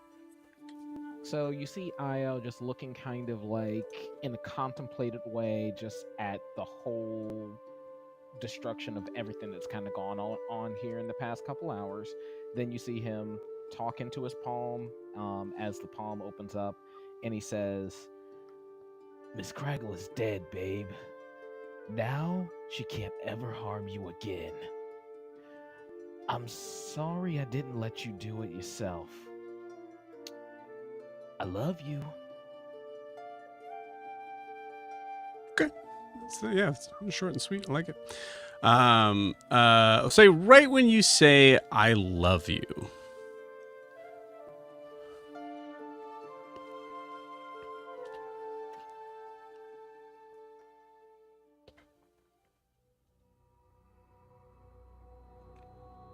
You start to hear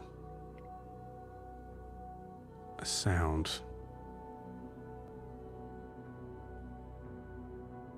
Extremely low.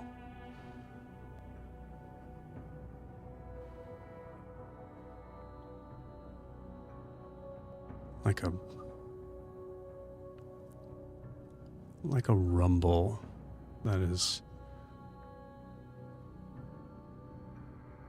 as if someone had turned their voice down to an indecipherable tone.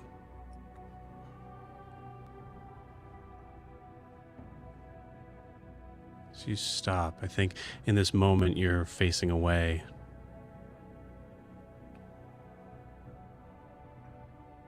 But something makes you turn.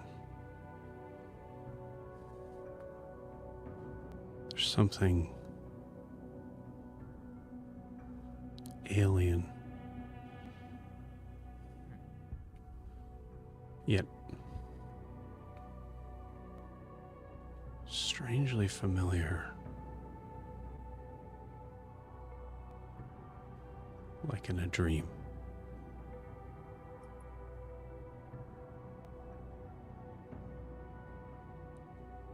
Start to hear multiple voices piling over each other, interrupting each other, and exploding out like a chorus of whispers.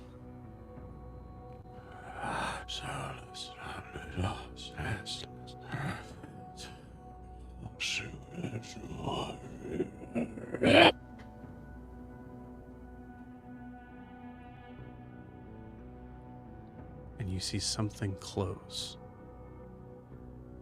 as the cauldron rolls to the side. And whatever was at the bottom of it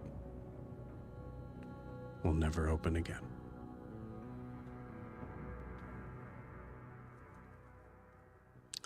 Only Io heard this.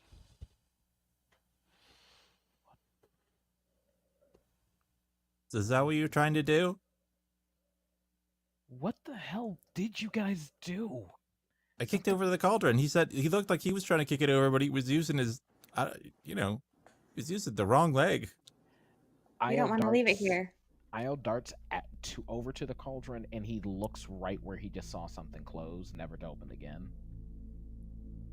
You see nothing but the bottom of the cauldron. You see this kind of green, sort of slimish liquid seems to stretch out along the grass and seems to just disappear and seep into it. Y'all, there was an opening here just a moment ago. What did you do, though? I just What do you kicked mean it. an opening? It was like a doorway, a gateway. There were voices. Don't tell me none of y'all heard anything. No, I was kind of focused on. I don't wear armor on my feet, so it was really hard. Y'all were the ones.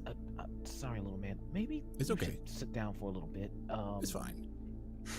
We don't need you becoming legless too. Oh, I meant no offense by that, by the way. Couple months, but- it's fine. Yep. But Al, Gwen, you guys were right there performing the magic, the scientific method on it. You didn't see or hear anything? No, we just were able to figure out that it was maybe, well, I thought it was whatever it was containing was empty. It was some sort of containment magic. I wonder if it was a gateway. And as he says that, he's just gonna be risky and he's gonna straight up touch the bottom of the cauldron where the opening was, and he's gonna try and make an Arcana check to see if he can sense, does it feel specifically like the exact same energy Iekz lets out, or does it feel like something that comes from a different plane? Give me everything you got into this check, man. Arcana. All right, I'm doing that. Ooh, let's get the special dice out for this. Oh, come on, man. That's an 11. Okay. It's an 11 as you place your hand at the bottom.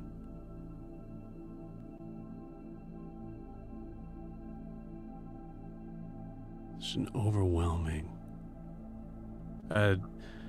in a way of darker than even how you can describe it. For a second, you'd think it reminds you of the feeling that you had when you lost your book. This overwhelming sense that you were close to something.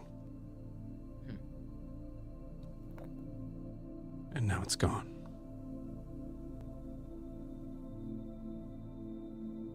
Whatever you were close to.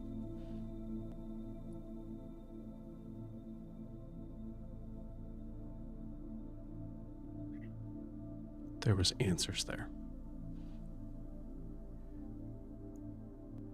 And now it's just black steel. I think with that, in his head, you hear him saying, come on, no. You can't just hold that in front of me and then give me nothing. Come on. A little help here? Nope. And he's saying that little help here. I think subconsciously he's probably saying it to just kind of like placate himself, but I mean, no, like to himself consciously he thinks he's just saying it, but subconsciously he's asking for some help from his patron. Well, also, are you still connected to someone? Didn't you say you connected to someone psychically? I know you could probably, sort of. Oh yeah, technically I am linked up with Prim in a psychic way. Right. That doesn't mean all your thoughts automatically go over there. Yeah, I was just curious. and I would say whether in this that's- case you're the master controller there, so you could choose to have that blocked off. There is no response from the book.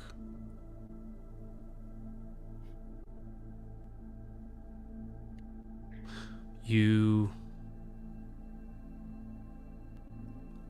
look over at Callisto.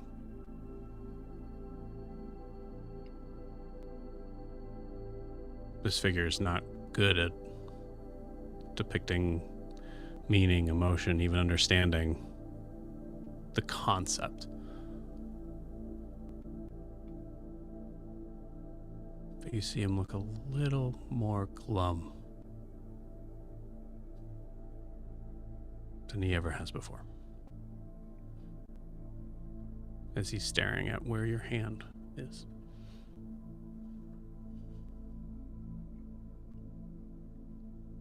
Callisto, what was that? What was in there? Is it like us?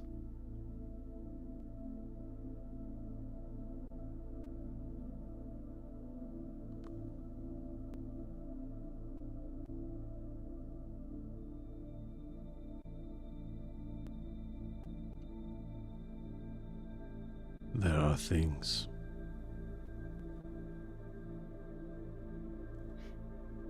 that we have not been given the privilege to understand just yet. What the hell does that even mean?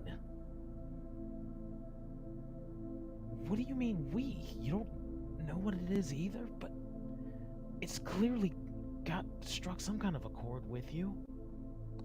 And as you say this, there's a moment when you think about in the fight with the sense of spells flying back and forth and friend against friend and moments of just intense combat and battle, and you remember the tentacle that you had sent out to block whatever was coming out of that cauldron.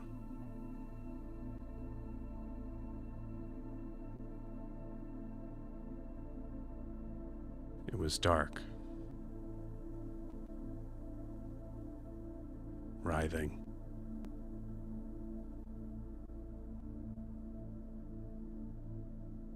Similar.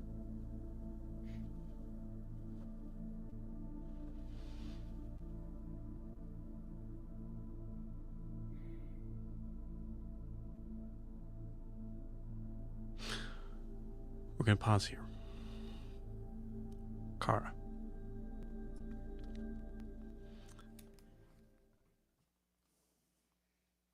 As you were a little ways off, far enough back that you can see that you could probably hear some of the kind of louder voices, but you're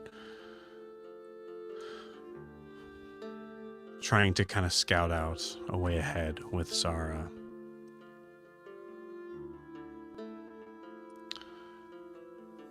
But I'd say once you two are close enough, she doesn't seem to be looking. And I'd say as you maybe start to kind of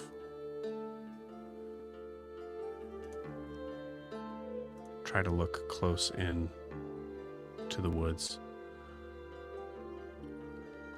she just says very softly, "It's that way." Elven eyes. Surprisingly, changeling eyes, not that good. She's gonna reach into her little sporran and pull out the kidnapping letter and the letter from Dr. Karam's house. The one's tethered to a muir. And she's going to kind of, it's probably dangerous in the glowing forest, but kind of let her power, like that power of insight, release from her, pouring through the letters, trying to sniff out Emure if he is anywhere nearby or if his influence is anywhere nearby. Insight check. Death saving throw. Yeah. Roll me an insight check, DC 5. Oh, my insight's plus 11, but I'll roll just a 28.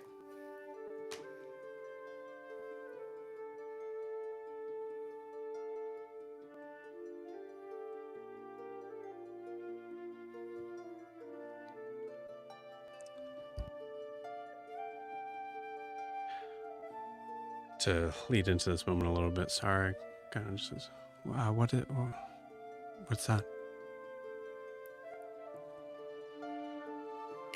It's from the person who took my daughter.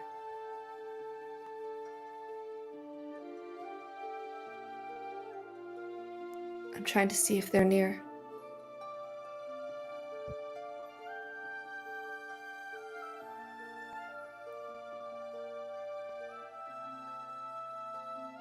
They would be here. Right.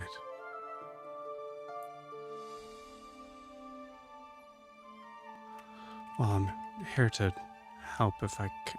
And she cuts short because, Kara, I think your eyes widen as you feel that he's close. Very close. As you turn, following almost like a magical scent, following the ley line as it moves away from you and right at Alistair. I'm going to look at Sarah and say, get to the party, and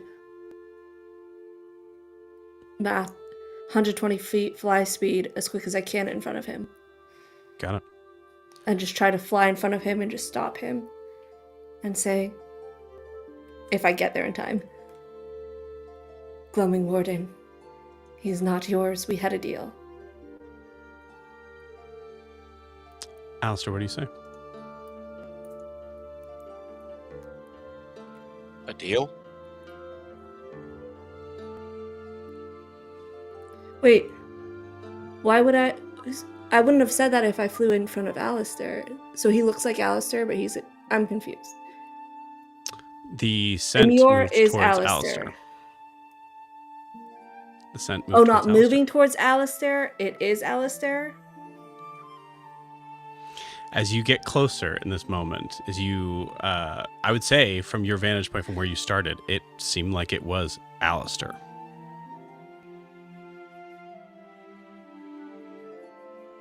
But as I approach, it's not Alistair? As you approach, I think it makes sense that Kara immediately you assume like this person is able to change shape to be anyone, any of the party, knows all of the party very well. It makes a lot of sense that Kara, you immediately assume Amir took over as Alistair at some point. So I think you say that. I don't think I would. Okay, what do you say? Okay, sorry. I'm confused right now. You jumped to action, by the sensation- way. yeah, You immediately jumped into Well, its no, own because sub. I misunderstood the situation. I thought you Right. said there was a being moving towards the group, like focused on Alistair, like hunting Alistair. That's what I thought you were saying, not that the Yeah. energy pull was towards Alistair. That there The was a energy, being. yeah. So the energy pull was Okay, towards so the Alistair. energy is pulled towards Alistair. And I think she wouldn't full speed barrel in at that point, but she would kind of very quickly move, clutching a letter in both hand as she approaches, and just focusing all of that like insightful like bloodhound trait that she has on those letters, because she wants to verify if it's part of the group. So as you're walking towards Alistair, right? Mm-hmm. You notice it seems to shift away from Alistair. But from your distance, as far as you're away, you don't see, maybe he's invisible. And I think you pick up speed.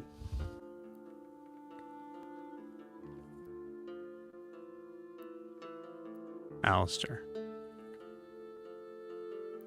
You feel a figure that has been with you for almost as long as you've been in the Feywild. A figure that was said to bring you luck, but never seemed to. As it jumps off your shoulder, an Oogle starts running off to the woods. Oogle, with my that- boy. We're going to take our 10-minute break. We'll see you guys in 10.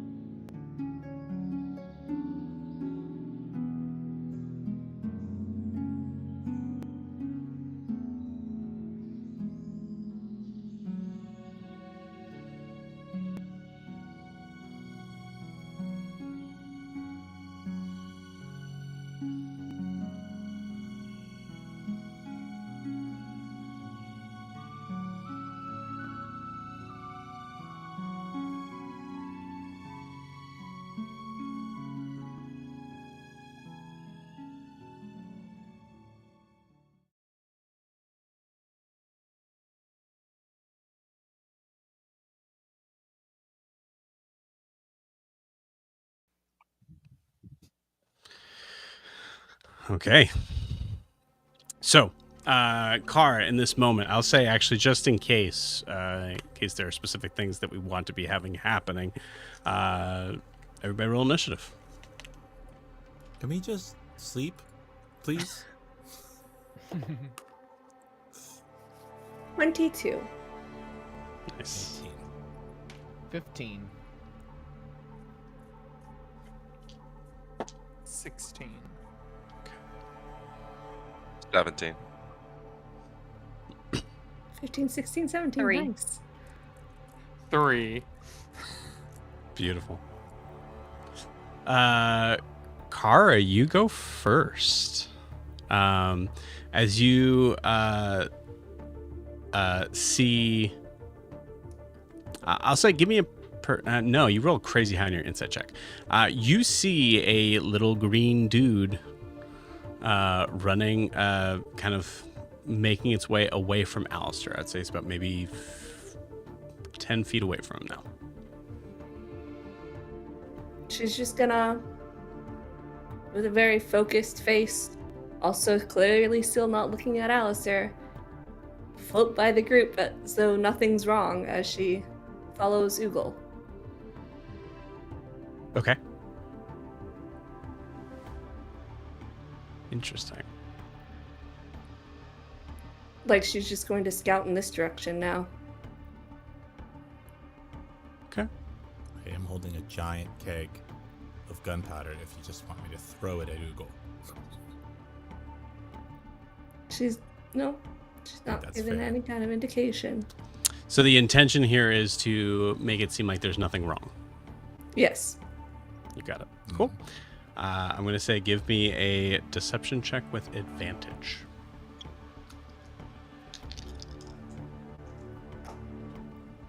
That's a natural 20 for a 26. All right. Can anyone beat a 26? Might as well just do it now. With like a,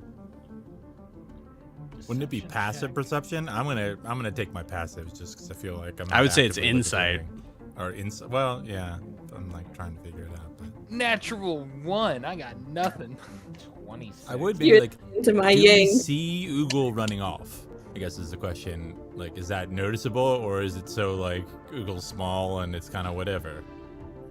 Yeah, I think he's pretty hard to notice. So I'll accept a perception check, but Yeah, I also that's what don't know if that's something that you're to be like, oh shit, what's going down?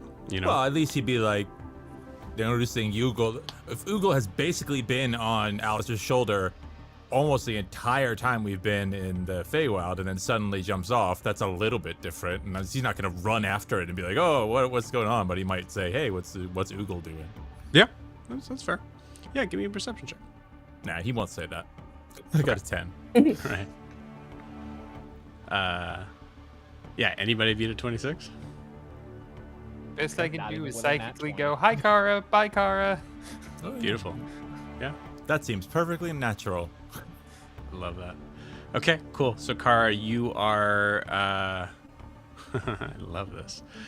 So you are essentially tracking Oogle as he's going to the to basically like the edge of the clearing into the forest. Mhm. Okay. All right.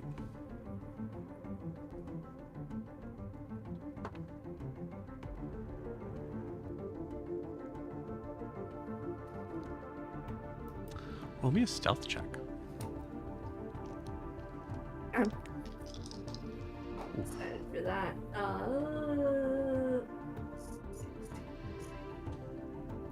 24. 24.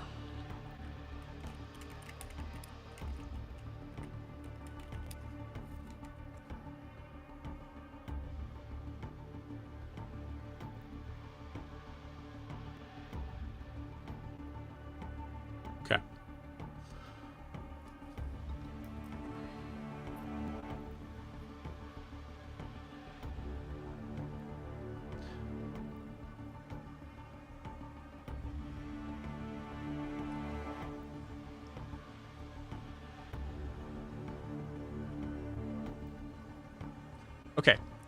Kara, what is your intention on this turn?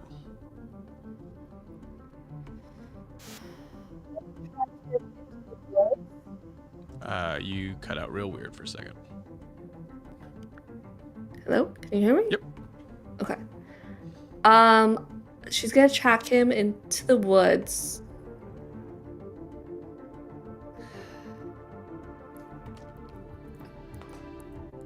Yeah, we're gonna do it. And she just wants to kind of... God, the dice said yes. She wants to confront him. Okay. Cool. Ogle moves a full, maybe dashing, so say a full 40 feet. So I'd say about 5 feet into the woods would be, if you're following him. How much distance do you think you're making?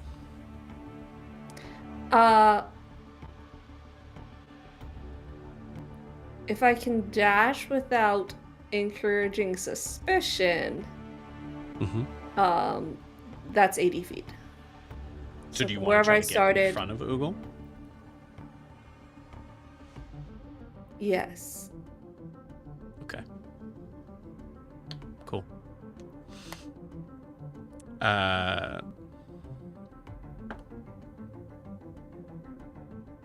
Okay, cool.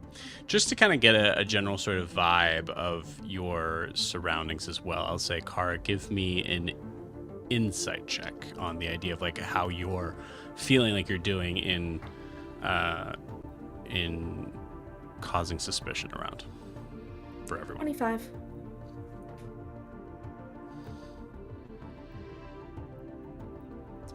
Okay.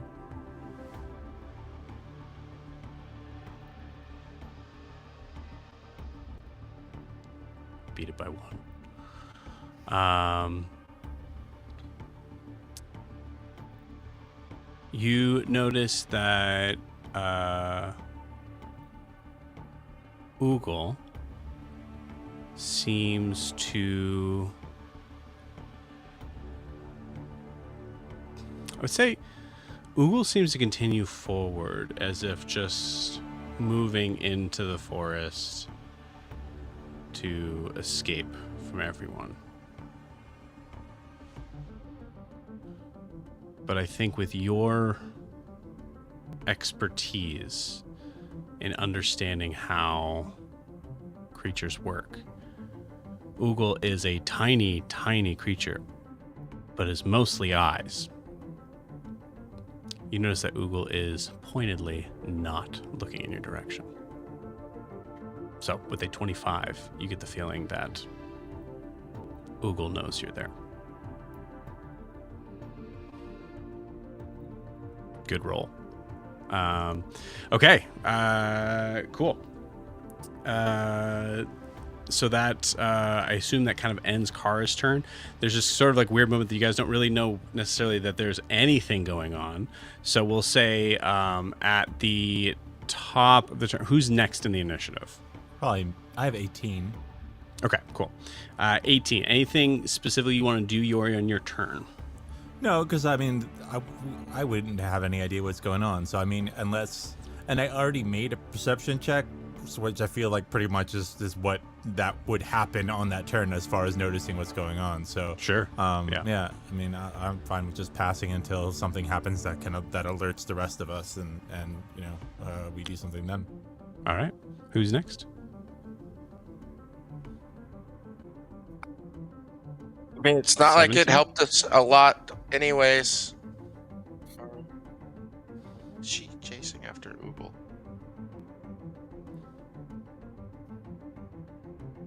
That's my turn. Okay. We'll say for the rest of you, is there anything you guys want to do on this? I'd say even kind of like trying to gauge turns, we can do that if it's something time-based. The only thing I was going to say is I think Gwen would be bringing over her journal to Io and saying, look, I wrote it down. Maybe this could be like a gate teleportation thing, like starting the whole academic process of, I know you lost out on something, but we have the information to start with. We'll figure it out, sort of. Okay.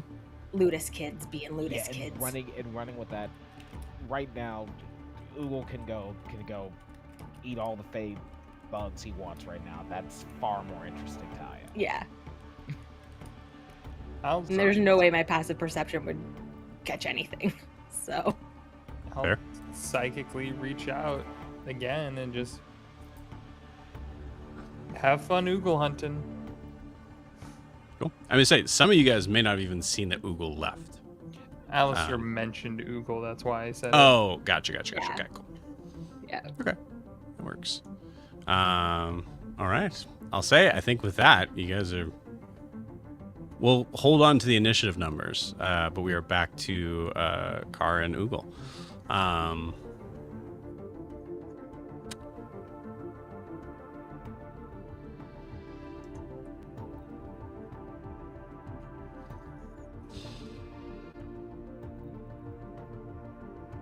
He's gonna keep going. I can't block him, get in front of him, and stop him. You certainly could. He's pretending to try to like not really notice or try to like kind of like move around you. If you want to physically like stop him in his tracks, you certainly She is smart enough to know that she doesn't want to be like a mile away from the party if he tries to kill her. could. Okay. So she just wants to make, like, once they're far enough in the woods that they can't be seen or heard, she's going to stop him, but she still wants them close enough to be like, over the psychic link, Prim, I'm fucking dying, save me. Like, Right. Okay. she still wants her quick reaction force. We're sending the QRF. Okay. All right. So I'll say, are you physically stopping him from continuing moving forward? She's going to fly around in front of him. And if he still tries to hop past, yes, she will body block him. Okay.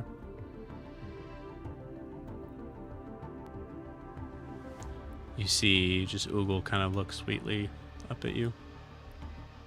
Turn red.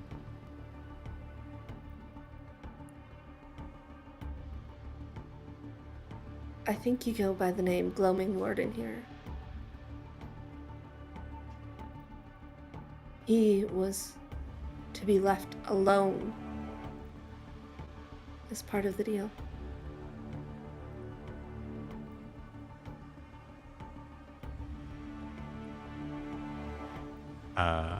Give me a wisdom saving throw.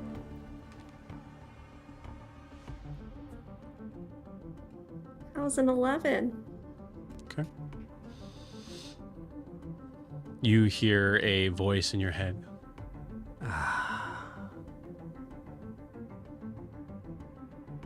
I have unceasing respect and admiration for what you and your friends are able to accomplish. I applaud you with my tiny little hands.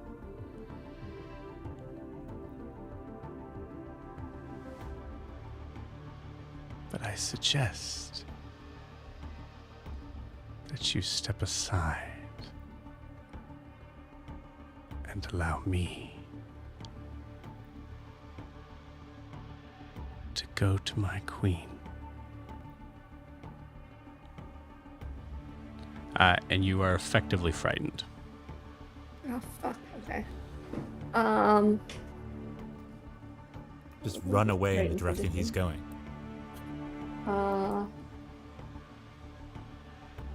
Yeah, do that. Yeah, do that. Yeah, do that. Do that. Go for it. I can't approach, so I can't follow him anymore. But you could run away in the direction he's going, which is, yeah, I would just say, don't do that, but you could. Don't do that. She's gonna say, and my daughter will be there with your queen?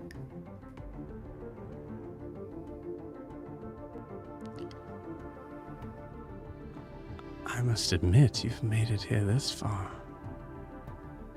It's only fair to assure you that she'll be waiting for you.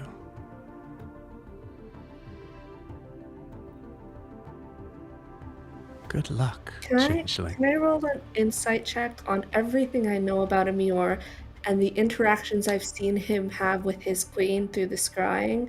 I want to see how he feels towards her power. If he's like a disgruntled employee just doing what he's told, or if he has like a reverence for her. Okay. He has some pretty insanely high deception. I have no doubt about that. Yeah. So, but go for it. 28. Ooh, that's pretty dang good. Now I beat you by 1. 29. Damn it.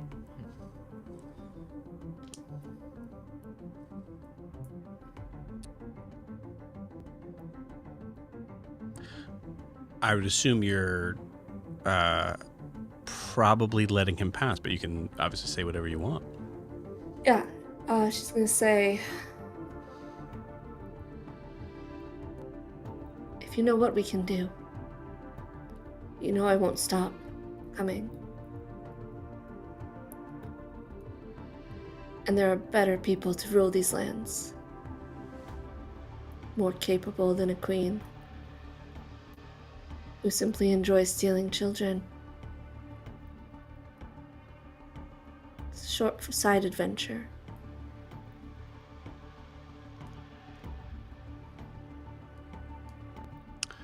You see, still as innocent little Oogle, eyes just kind of staring up at you. Just kind of like looking a little, kind of like questioningly up, trying to pretend that if there was any sort of conversation that was being overheard, it was you talking to a little cute, tiny creature. But the voice in your head gets a little darker. I assure you, of all the creatures, monsters, demons, and the like that I have met, there is only one that I fear, and one that you would be good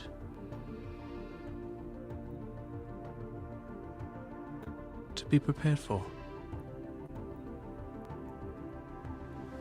She's gonna start moving away, back towards the group, but she's gonna respond in her head.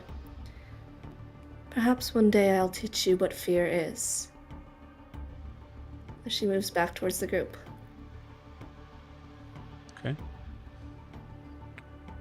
You hear a laugh in your head. And little cute Oogle continues on.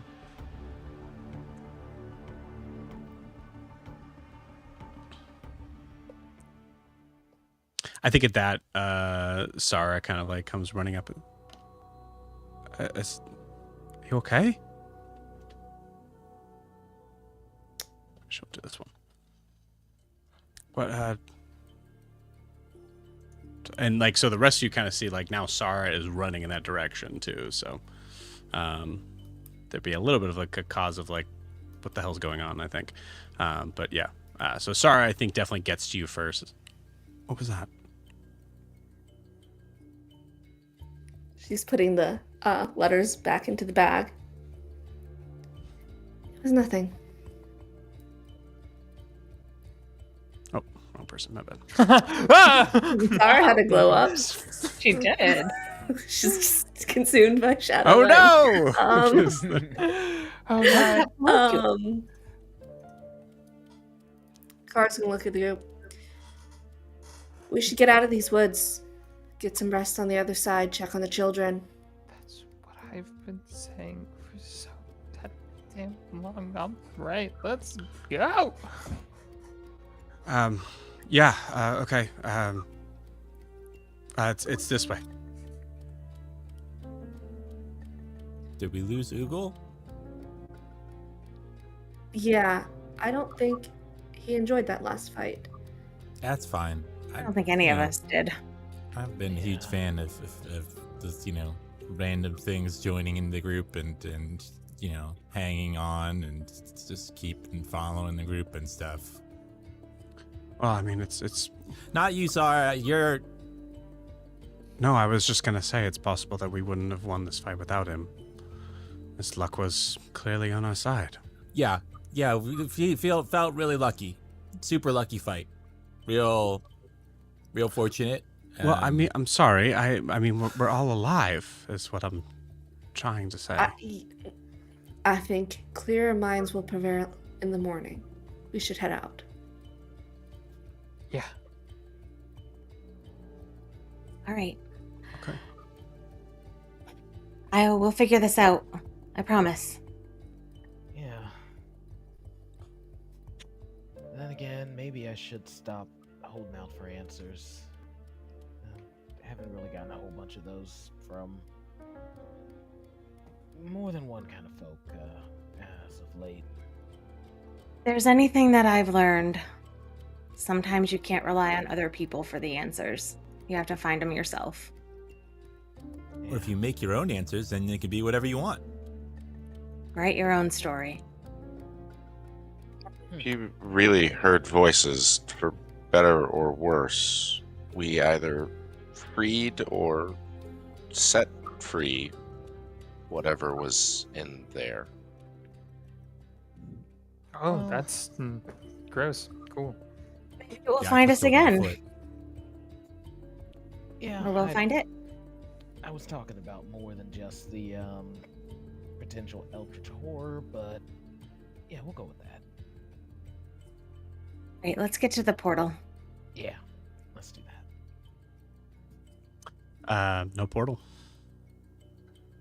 So as you start to head off into the Fucking woods, Marcus. I never let him know to just stay put. Well, I'm saying where you guys are at, there's no portal. It was Sarah being able to see ahead and going like, okay, there's. We walk towards it. Yeah. We follow Sarah. Yeah, you got it. Yuri, do you it want to grab is- the thing to bring with us, or we just gotta leave that here? The thing? The The cauldron. cauldron. The I cauldron? think it has any Do you power want it? now. Oh. It has the power to make soup. It's still a glyphed cauldron. Yeah.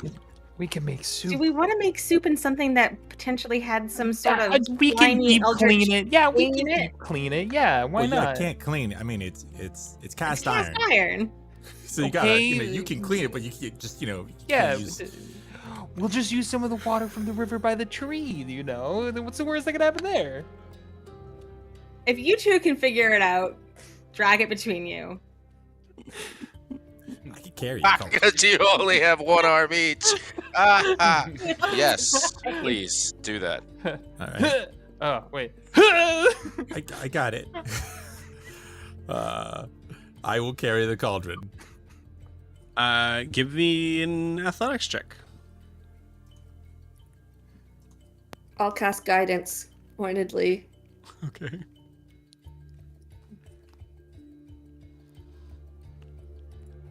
Okay. What is guidance? A D4? D4. D4. Okay. Does that make 26? 26. 26. Jeez. Okay, cool. So this is a large cauldron, which is surprisingly light. In real world mechanics, it's 100 pounds. I kind of assumed it was even heavier than that. Yeah. So you're carrying this large cauldron. I think it does slow you guys down a hair. So I'd say Yeah, it's like, going to. mechanically, he could carry like 500 pounds. So Yeah, that's Like, crazy. Wrap some rope up on it, make a little sling backpack I think- creation. So yeah, you start trying to lift it, like, and Yori just comes over with one arm, grabs it like, either by the lid or if it has one of those little handles, like flips it back to his back like that, and just starts, part of it's probably still dragging at that point, depending on the size of it and his size, but just starts walking off with it like that. Love I got it. Cool. So it takes about an hour to get back to the area where where you're able to see actually this. Granted, coming from the other side. God, these squares are so small. As we come back to the sort of runic entrance into the forest. Now, exit for you all. As you get there, you see there is a collection of small humanoid figures, assumedly children. I would say you notice that they're like there's a good amount of them that have like green hair. I'll say, did I give a number last time? It was about 20. I think it was about 20. 20. Yeah, somewhere in there. So I'd say we'll say about 8 of them do have green hair, but the rest of them seem to be of varying sort of complexion, races. I'd say there's probably a couple of what look to be tabaxi. You see these like kind of like furry sort of like faces that now have horns that are shooting out kind of like in a very tiefling sort of way. A lot of them still have these sort of strange sort of amalgamations of their perceived race or species. But they, as they all see you kind of coming through, you hear one of them just shout out, "There they are!" And you see a bunch of kids come running towards you. Gwen puts Prim between herself and the I kid. will fly in front of Prim and Gwen, noticing the uncomfortability within them. You're muted, Prim. Prim is playing like box out, trying to swerve Gwen at the same time.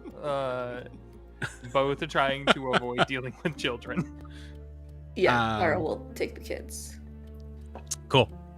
You notice a couple of them. Oh man, there's so many notes I have to look at tonight.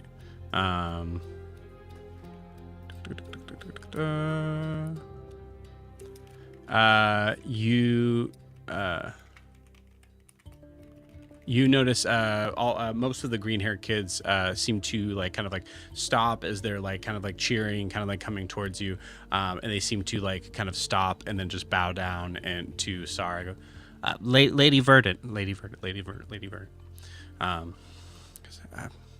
It's okay. You can all get up. I'm just glad you're all okay. And you can, Kara, as you see Sarah's face is a forced smile at that. And then I think coming up from behind a bush, and like kind of like just like putting his rose back, like he might have just taken a leak. Hi. Okay, you're. Are any of you the kids here? Any of you talk to me? Marcus, you did well. That's me. Yes.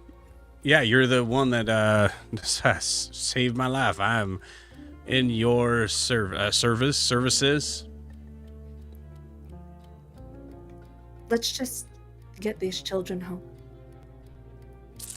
Okay, all right.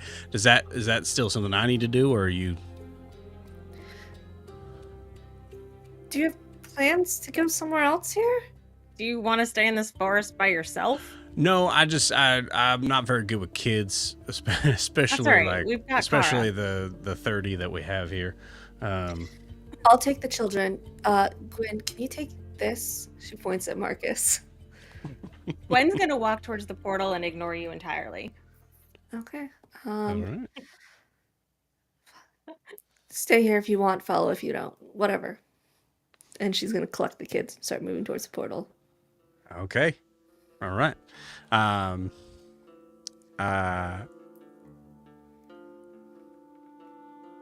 By portal, what do you guys mean? Well, the archway. archway or whatever. Okay. cool.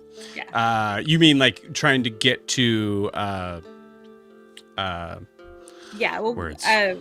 Gwen had rolled a natural 20 to investigate the portal the last time to remember the runes. So she's going to see if she can activate it if it's not active or what state Well, it's in. where do you guys want to go? Going back to the Back to Eladrin Sarah's city? place. Yeah, that's so Sarah's place did not have anything to do with it. Like Sarah's place was north of this wall. Yeah, but we have to go through the archway to get to the other side to go to the. Oh, I'm sorry. You're already out to the other side. Oh, okay. Yeah, because Marcus and the rest of them were at the other side. Like actually, honestly, like as you guys passed through, you guys noticed it when you came in the other way, but you still see this kind of like weird sort of like clearing where some of the grass is just starting to grow up where there was this just pool of blood. That's where you guys are at. Gotcha. Okay, so we didn't have to do anything to the portal. It was still connected to the other side. Correct. Still Okay. connected to the other side. Yep.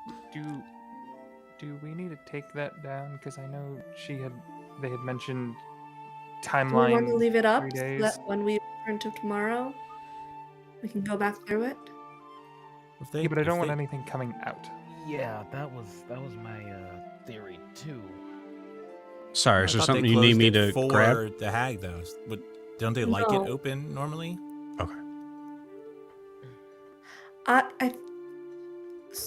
Sarah, it's up to you. It's your people Oh yeah, that makes who are sense. responsible for this. Um, We need to pass back through it, but we need to rest first. yes. Just to be safe, I think I will take it. And if it's brought up in the court, I can say that I have it. And if they seem to forget, given the triumphant return we have, that works too. And looks at Marcus. Yeah, sounds good to me. Yep. Okay. And you see with her magic is able to kind of like basically like has like a like sort of like just a telekinetic effect that kind of like pulls out and then seems to just disappear. I was like, take it. It's a giant ass stone. Oh, all right. I guess you just do that. Wow. So, a lot of magic around here. Mm-hmm. Do any of the children seem to have any magical items on them or be under any Good rock. charm spells or anything like that? Roll to rob children. No, Feeling magic definitively baby. no. I rolled really, really bad. Yeah, 4 and a 2. No. Okay. Just the magic of a young heart. Absolutely. Innocence is also one can of steal those that. old magics. Cool. I just want to make sure we weren't bringing a ticking time bomb into Sarah City. Beautiful. One of the tabaxi sort of children that has the horns kind of like walks up to Yori, who's also still carrying this like giant ass cauldron. You're like my size, but you're so strong. And then another one of the children that has the green hair kind of just, yeah, because he's a fairy, idiot. He's a giant. And are the kids saying this in common or is this Sylvan? That's a good point. Yeah, I think all of it was probably in Sylvan. Yeah. What the hell did you say? Damn, I can't even understand the kids here, man. Right. Let's focus. Are we making it all the way back to Sarah's tonight, or are we staying here? I would like to get 30 children back. I don't think any of us have a way to defend them throughout the night. Well, I can cast a pretty big space for us to sleep, but Oh, let's just. we let's should just. just get it's them not- back. It'll be fine. We can get them back. It's I'm sure there's a lot of families that'll be overwhelmingly excited to see them. I mean, sorry. That one's wandering off. God, I was just wondering there's No, this no, come flower on, over come on. here. Just gonna Let's not flip touch them the up. flowers. Fireman Prince. carry, Thank you. flip them onto my shoulder. Oh yeah, When notably there's- like so we'll say just for the record, like the ones that don't have green hair are probably speaking common. So as many of them were taken from differing sort of planes, but mostly the material plane. So yeah, you hear in common, this flower is beautiful. Don't touch things. One arm flip onto shoulder. Nope. Wow. Nope. Back with Okay. the group. All right. Anyone else want to misbehave? She's carrying you. Yay! There's probably a whole bunch of kids who just are now hanging on you. That's just how Oh, it yeah. works. Yep. You hear Prem. I don't remember if you know Sylvan or not, but one of the kids says in Sylvan, "Can you grow your other arm so I can hold on to it?" I lost my arm.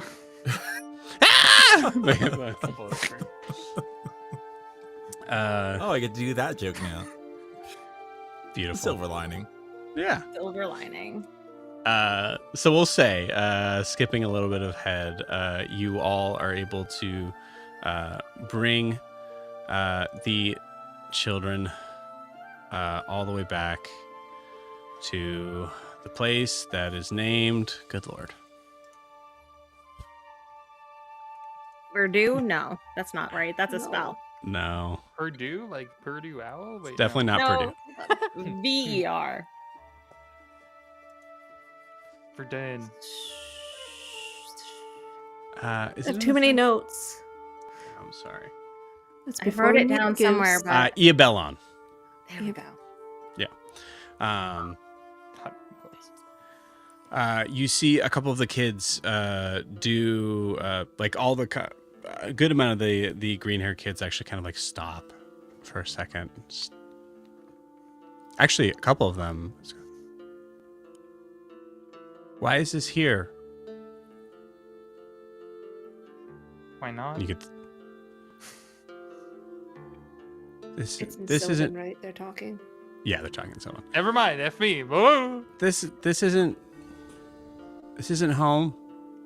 And then a couple of the other kids go, "Yeah, it is. We had to move. Remember?" And you recognize that they've all come at different times.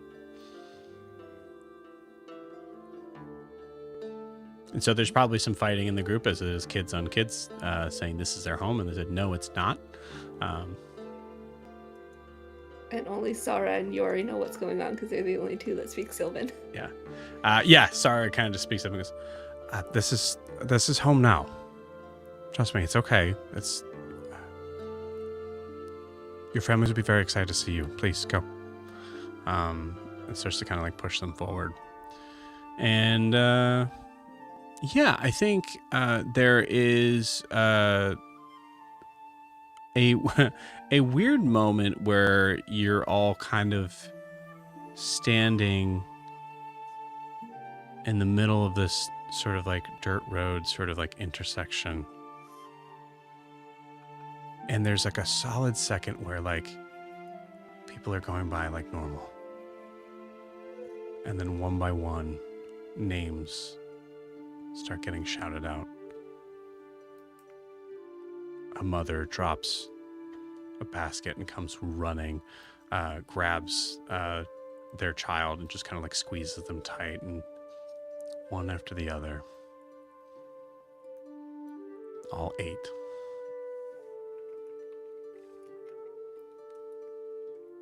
Are taken away with a million thank yous, all in probably Sylvan, crying.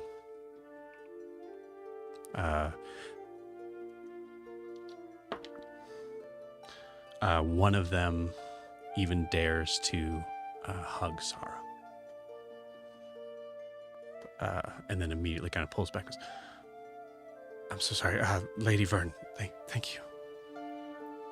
You see Sarah kind of do a genuine smile at this. It's okay. Go be with your family.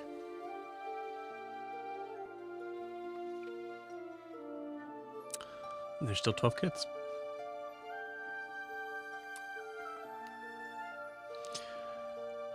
Wow. Can any of you fight? No. Yeah. Don't No, join the They fight. all- Sarah? most of them Sarah? respond to that. Sarah, do you have somewhere to How's these children? A way to find who they belong to. I definitely have I definitely have a place that we can.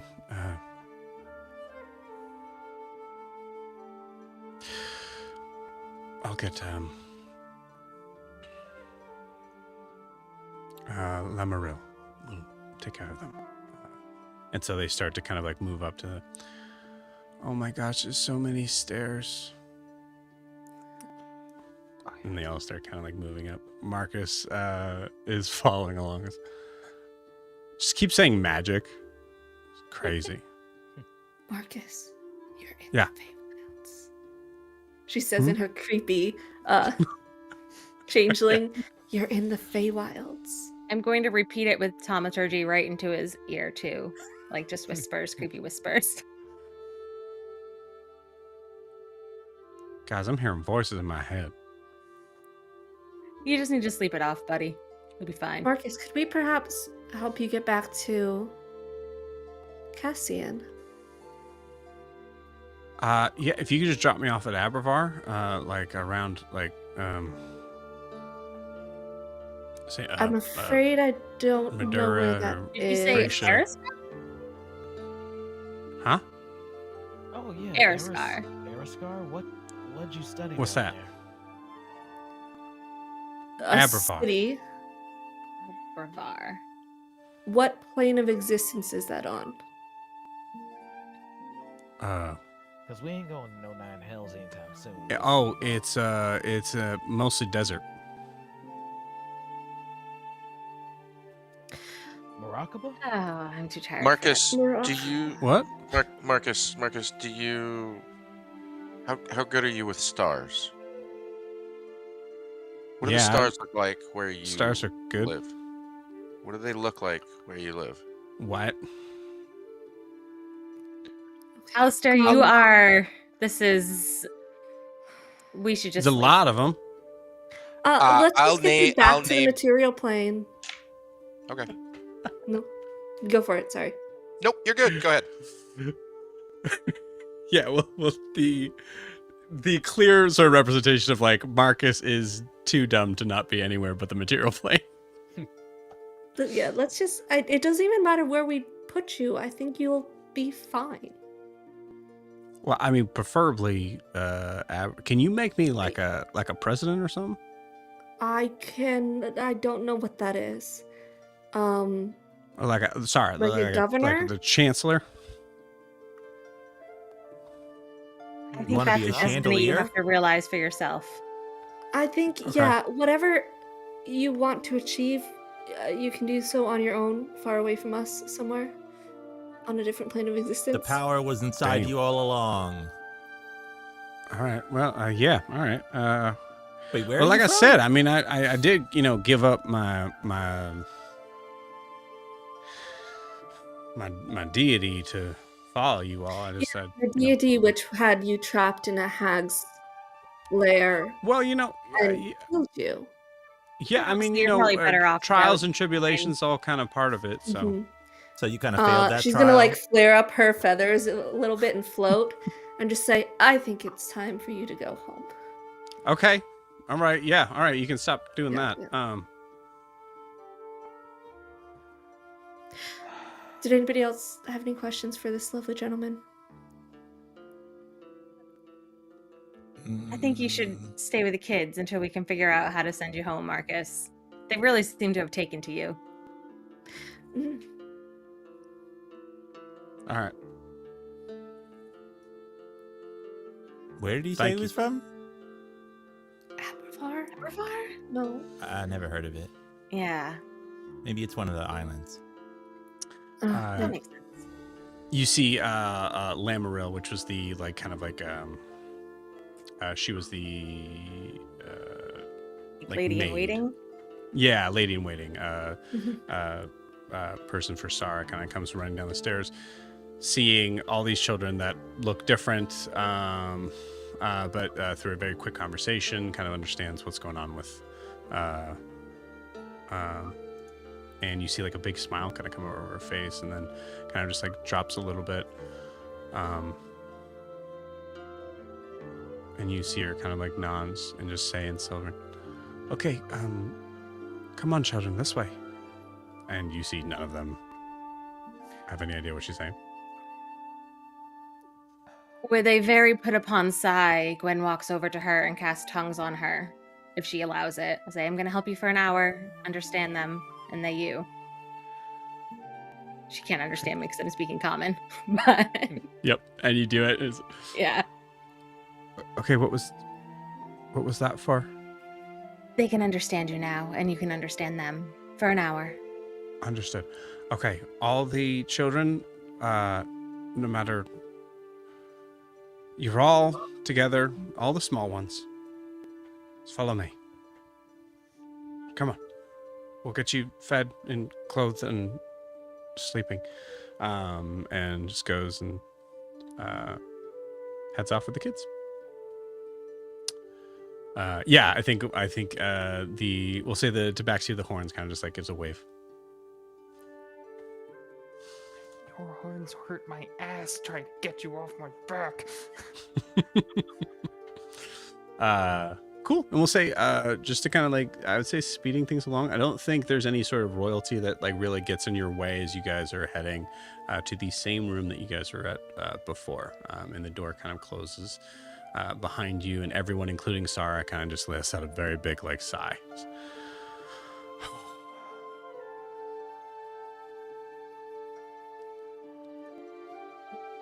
Question. Slam. Yep, that's Yeah. right. Yeah, sure. Sorry. It was fine. It was a little heavy over the. I think I scratched the floor, but it's fine. Oh, those steps are so ruined. Jesus.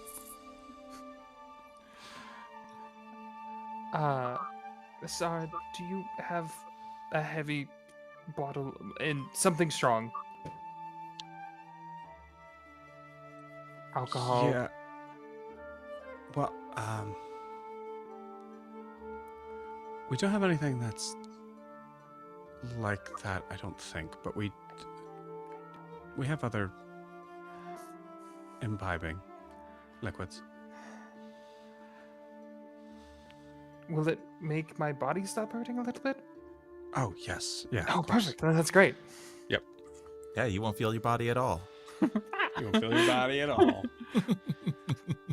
As you drink some drugs, I feel a totally second body totally apart from second your body own. just morphs out Yeah. and talks to you, but it's in Sylvan, so you don't understand it. Tracks. Yeah. So say is there's a moment of rest. I'm gonna roll something here. Okay, cool. Io, you do not receive a response yet from Eris. So still didn't receive a response. Then okay, that is going to have a decision on his part. Then Is everyone else hearing him okay? I say that again. I said basically, all right. If he didn't get a response back from Eris at all tonight, then yeah, he's probably going to end up sending another sending later on. Okay, cool. Yeah, I say as you guys are kind of like trying to kind of like settle down. You guys can kind of just like choose to call it a night, or if there's any like sort of like RP that needs to happen, here's the time right here.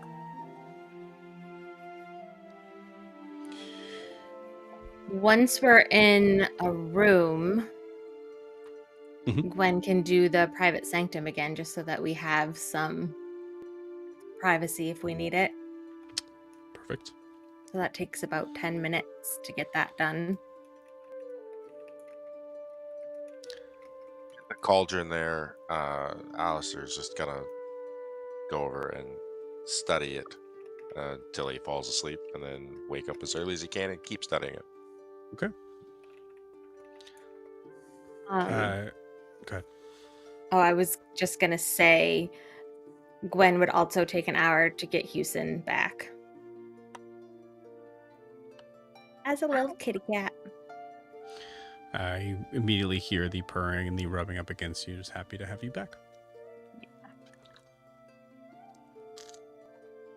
And if Prim's been drinking her alcoholic beverage, or her beverage, Io would have basically asked, "Hey, Prim, how strong is that thing?"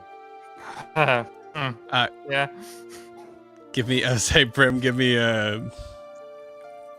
I don't think a saving throw. Give me a religion check. Oh, I'm so great Amazing. at these with my +0. I'm fairly certain. It's an 8. An 8. Yeah, good, Mhm. awesome.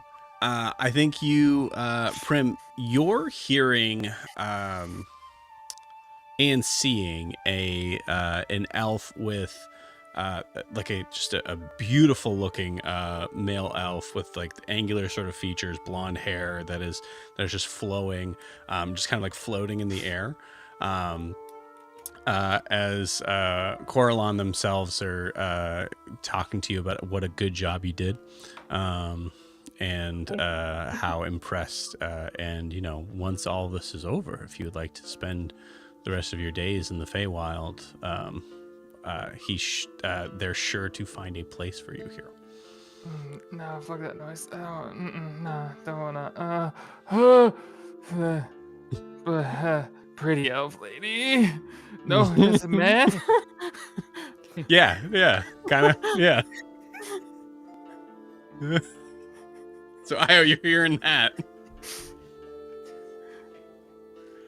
Yo, Prim, let me get a swig. She got to find the bottle where abs. Abs? What? Shit. Okay, where the hell is that bottle? Anyone else see? It's just like next to her. Oh, okay. Io takes it, and he just takes a big old gulp. Okay. So, how do I know when it's working? You'll see the pretty elf person. They want to have you stay in the Feywild, though. Yes, that you do. Hey, roll But your religion check. All right. they got really pretty blonde I'm hair. gonna die for that. And Prim, you feel real good. I Tingly everywhere. Oh, so good. Okay, my religion check gave me a 17. 17. Cool. Awesome. Day 17, you see nothing, but you feel great. Okay, yeah. That's some good shit, man. That's great. The elf keeps telling me that he runs me in the Feywild, though. It's really confusing and concerning.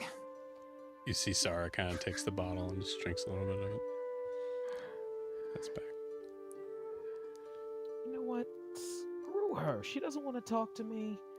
Then I don't want to talk to her either. You don't want to talk to the pretty elf person? You know what? I bet she doesn't play weird silent treatment games with you. No, they're talking a lot. It's like their hair is kind of falling over away. Oh, did you tell her how we killed the witch, the hag? They kept saying I was doing a good job, and I just kept going. Squeeze. You know what? Squeeze. Thank you, pretty elf lady. The person, thing. We are heroes. We are heroes. Legends. Prim's out. Love it.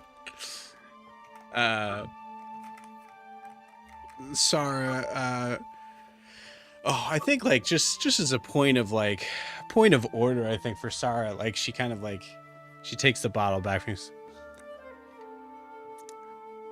That wasn't actually happening. I think it's important from based on the description, I assume it was some sort of very cartoonish sort of depiction of Coralon. That's not at all.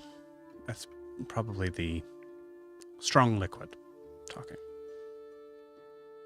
So don't feel bad that they didn't appear to you. Pretty elf So lady. your spirits make you hallucinate about your god? Okay. They're called spirits.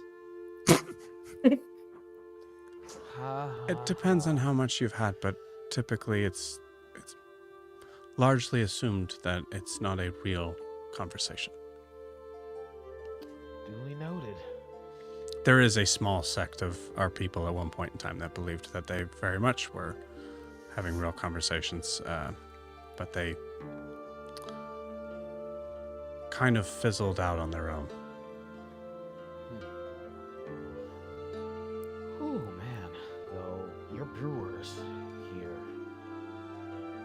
they really know their way around. However the hell this is made. Yeah, brewers is a word. You see her kind of like, kind of just, as she's, I think she'll like kind of place the bottle down. I should, speaking of gods, I should go to be in prayer.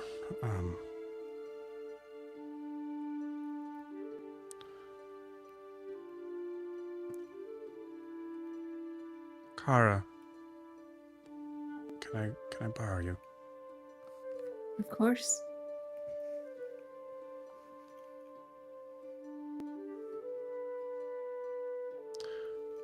Also, can I borrow someone's cloak?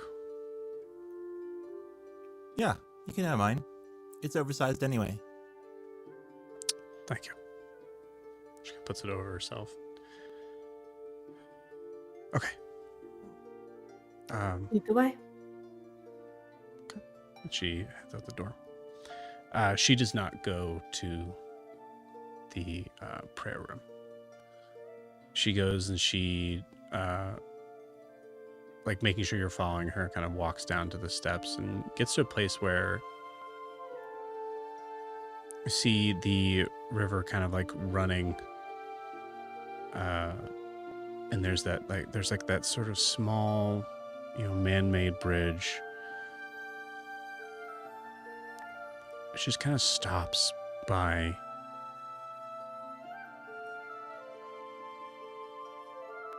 this pile of crates. And I think she just completely breaks down. I will take her in my arms. Just kind of hold her and let her cry.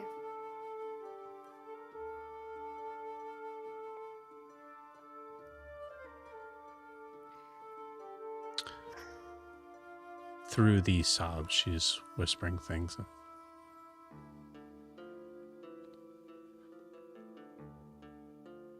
I knew it was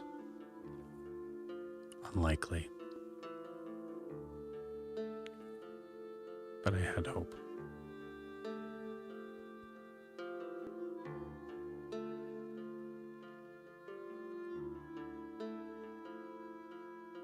As she kind of gathers herself a little bit, she goes,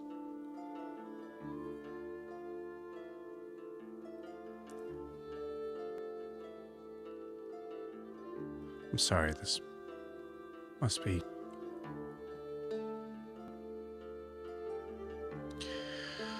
It's tricky because I feel like in a way you know exactly how I feel, but I'm sure it's not helpful for you in your situation right now.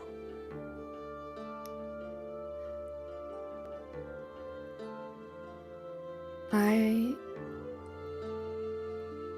lost my husband and my daughter at the same time. But my daughter at least is here now. But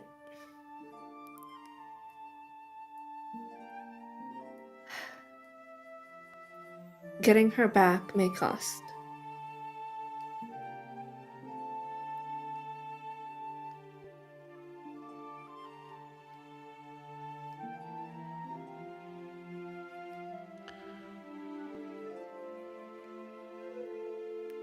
I don't know that there's a way to get her back without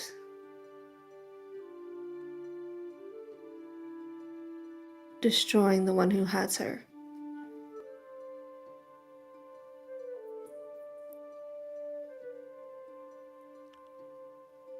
feat that no one has been able to accomplish in countless years. Perhaps it's because this place, in all of its chaos, still seems to demand a certain balance. People try to rid the evil when they could instead replace it.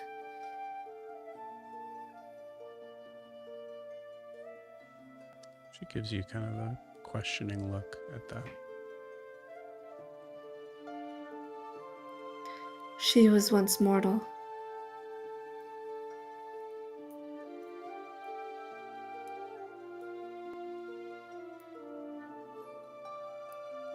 Are you looking to replace her? I'm looking to do whatever it takes to get my daughter back.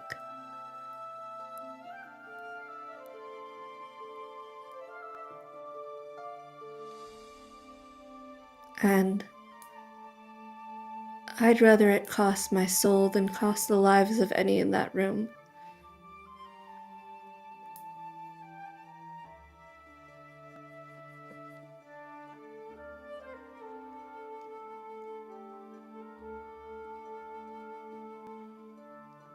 I guess I will be selfish in saying that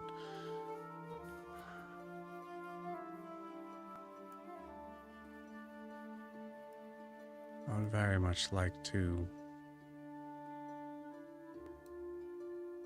know that the queen who controls the dark is one that I could consider a friend.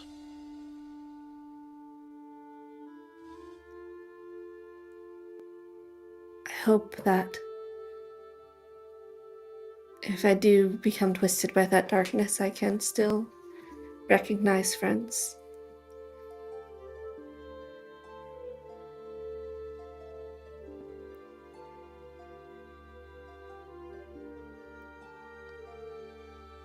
There are many legends that have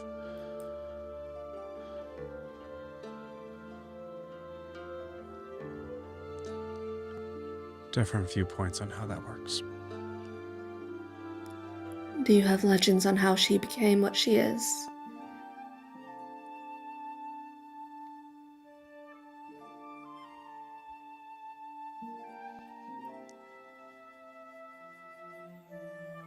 I can find them. I would like that.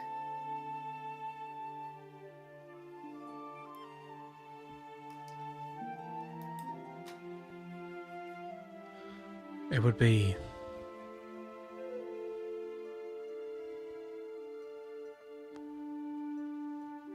a high honor to accompany you on this task.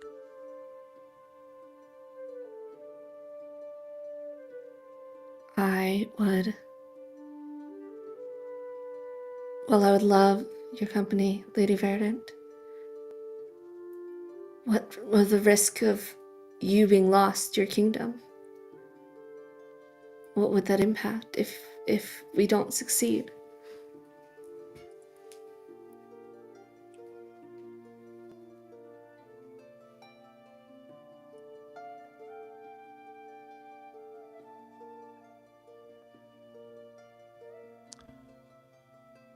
Yes, you're right.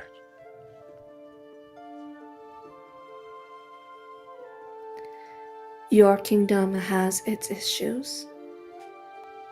And I think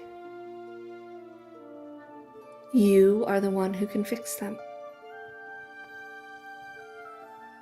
Perhaps, and she's going to take her hand, it's time for new blood to change.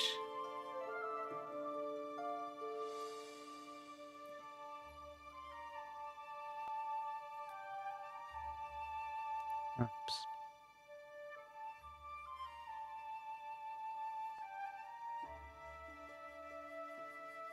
I'm going to pull her into one more hug and just say, you need to get some rest now.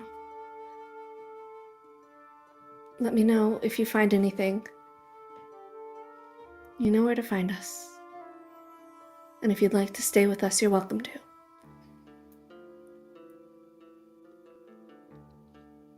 Thank you. I should. Let's see, Father. Kara, Yes.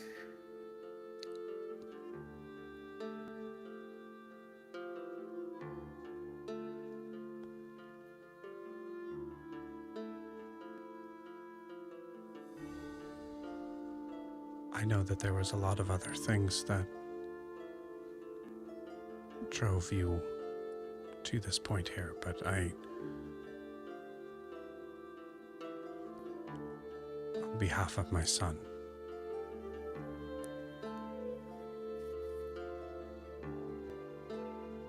thank you.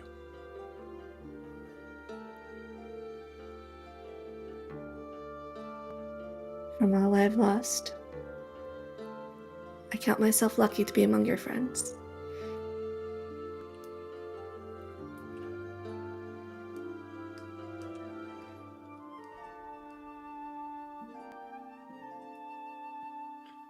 Do you imagine that Alistair's asleep?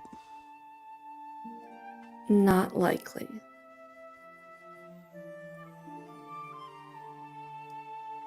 He found a shiny new toy. So we have people like that in court. But I believe I owe him a similar thanks. I'm going to do so before my brain just falls apart and forgets it all. Why don't you go on ahead? I need a minute. Very well. As she walks away, Kara's gonna pull out her the bracelet with little sending stone. Mhm. And she's just going to do a sending to Hadrian and say, I don't know how much time has passed, but it's only been a day. And I don't know if the choices I make to get her back will bring me back to you.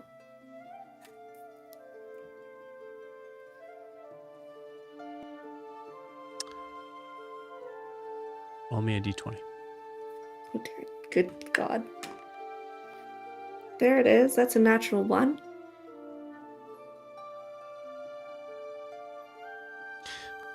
We'll say this. With a natural 1,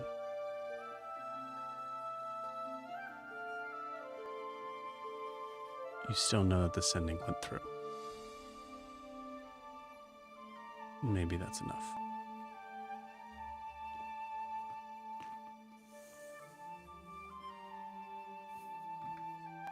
I head back to the rooms. Okay. As you're making your way back, Sarah kind of opens the doors. Alistair, Yeah, yes. may I have a quick word?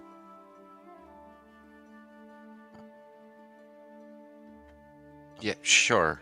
Yeah. And then walk to the door. Okay. But not out of the room, to the door.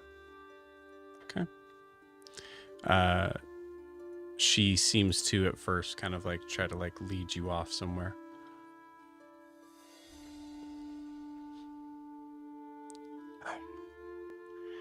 It's just I've never seen anything like this before. But is there something I can help you with?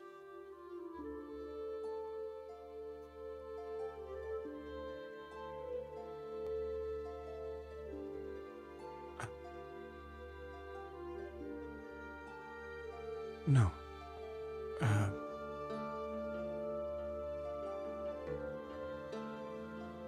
I'm sorry we didn't find your son.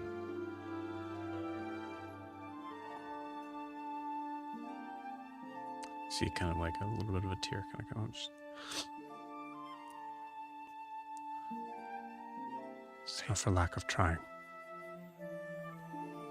I can't imagine the pain you're having to deal with right now. I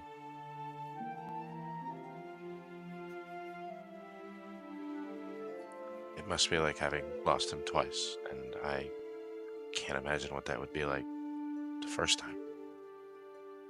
I'm very sorry.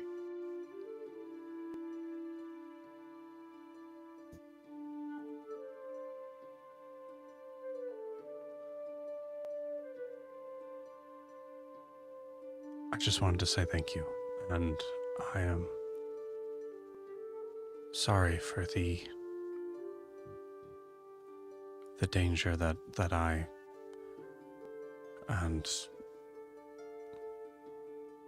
our vanquished foe put you in, and your friends.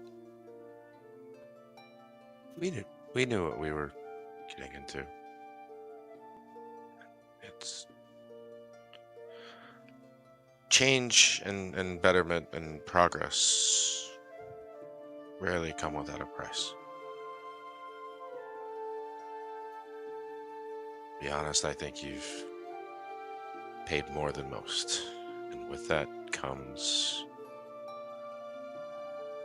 the courage and bravery to continue on for your friends and your people.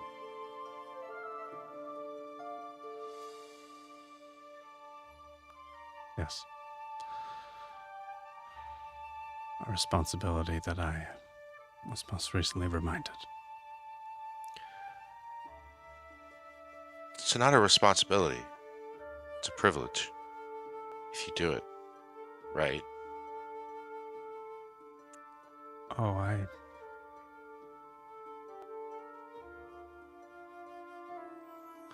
I plan to. Can I ask you a question? If you could take away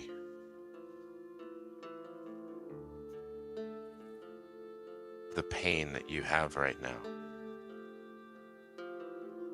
would you? Just wipe it clean, as if it never hurt.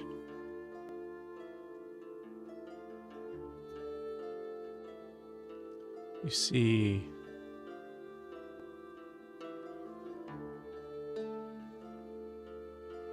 Sarah look at you deeply. That same sort of like elven gaze that she did to be able to kind of figure out where to go next seems to be just searching in you. It's intense.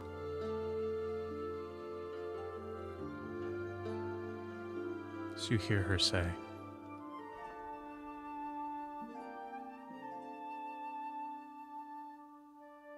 "Not at all.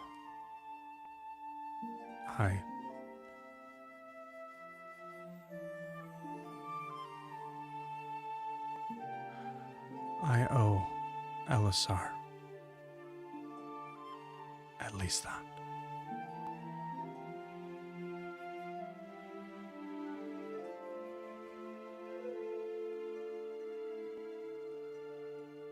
If there's anything that I or any of us can do for you while we're still here, ask and it's yours.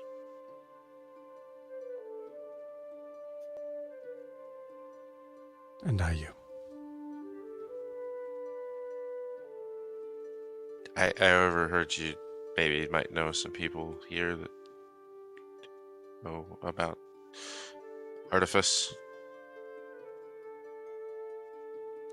For the cauldron? Or other things, yes. I'll need to talk to my father and make sure that all of that is... But I don't see why you're heroes to our village. I'm sure something could be arranged. Okay. Sorry. Thank you. Good night. Right here. Shh. Shush yourself. I think If Kara, I could there's like get past her. yeah, I think there was there's enough time there that I think Kara, you actually see like at the door this conversation happening, and you kind of like sort of like I think you kind of like you probably like duck and try to kind of provide enough privacy outside of it. Maybe. I don't know. You giving me a look? This Can I eavesdrop? You certainly can. Yeah. Yeah, she's gonna eavesdrop. Okay. And as soon as Zara like turns to walk away, she's gonna walk out, and as they pass, just kind of like give her a comforting, friendly, squeeze on the arm, like I'm here for you, and then go back inside.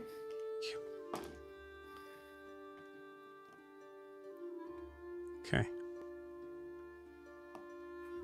As you walk back inside, Alistair and Kara, roll me history checks.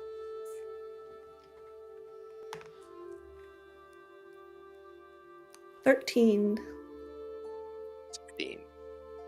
16.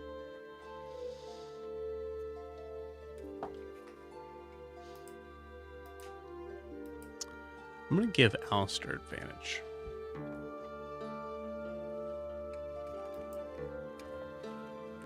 Nah, I'll give you guys both advantage. 19. Got one. Okay, so 16. 16 and 19.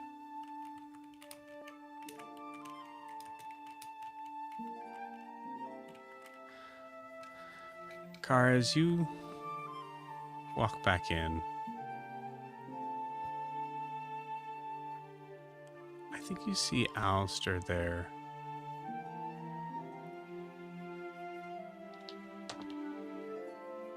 Cool. You see Alistair there frozen in place.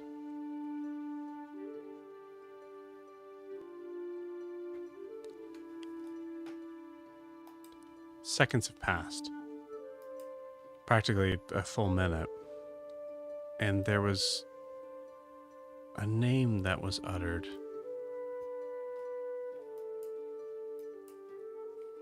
That with the heat of everything that went on today, just kind of passes and sort of washed over you in the moment. But Kara, with you eavesdropping and Alistair, you hearing it, I think you both make a realization at the same time. Elisar.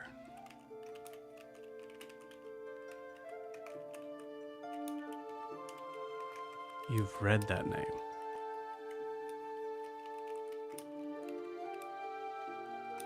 Clinton, do you remember where? I believe it was in the book about the elven city that's lost in the woods. An Eldwin? Yeah, an Eldwin. It was also Elisar was the ruler of an Eldwin, wasn't it? it was also on Nalani's Nalani's chest. chest. Yeah.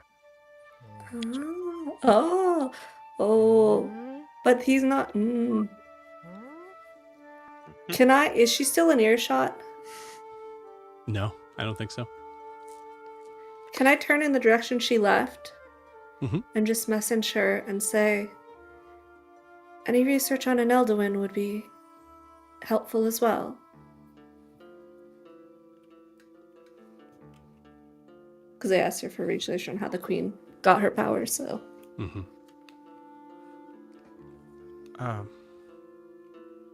Okay. Understood. Did you tell her?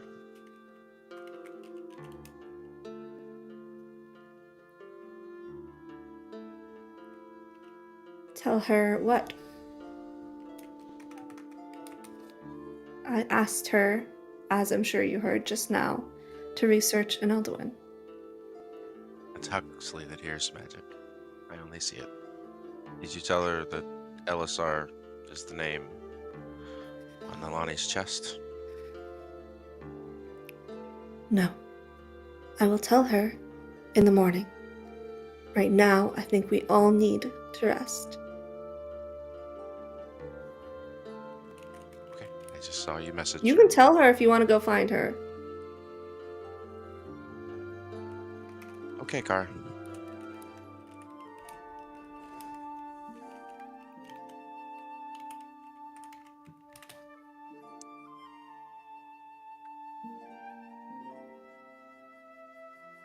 Wait.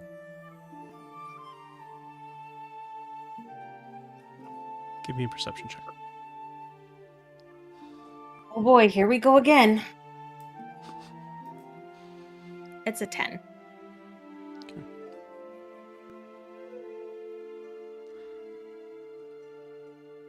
As you all take this moment in varying degrees of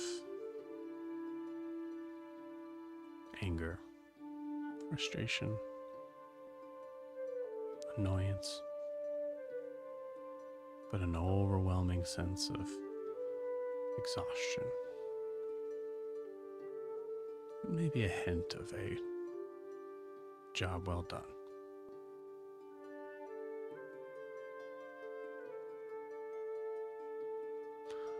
You all find a space, pull out bedroll. Prim's probably already fast asleep. I think one of you extend it out and try to put it under them as best you can. You all start to drift off.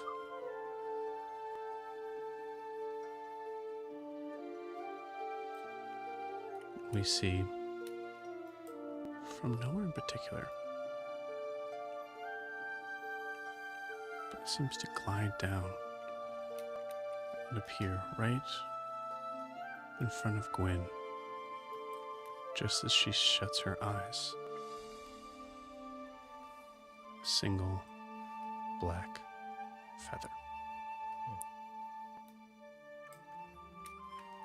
And with that, we will end tonight's session. We'll see you guys in 2 weeks.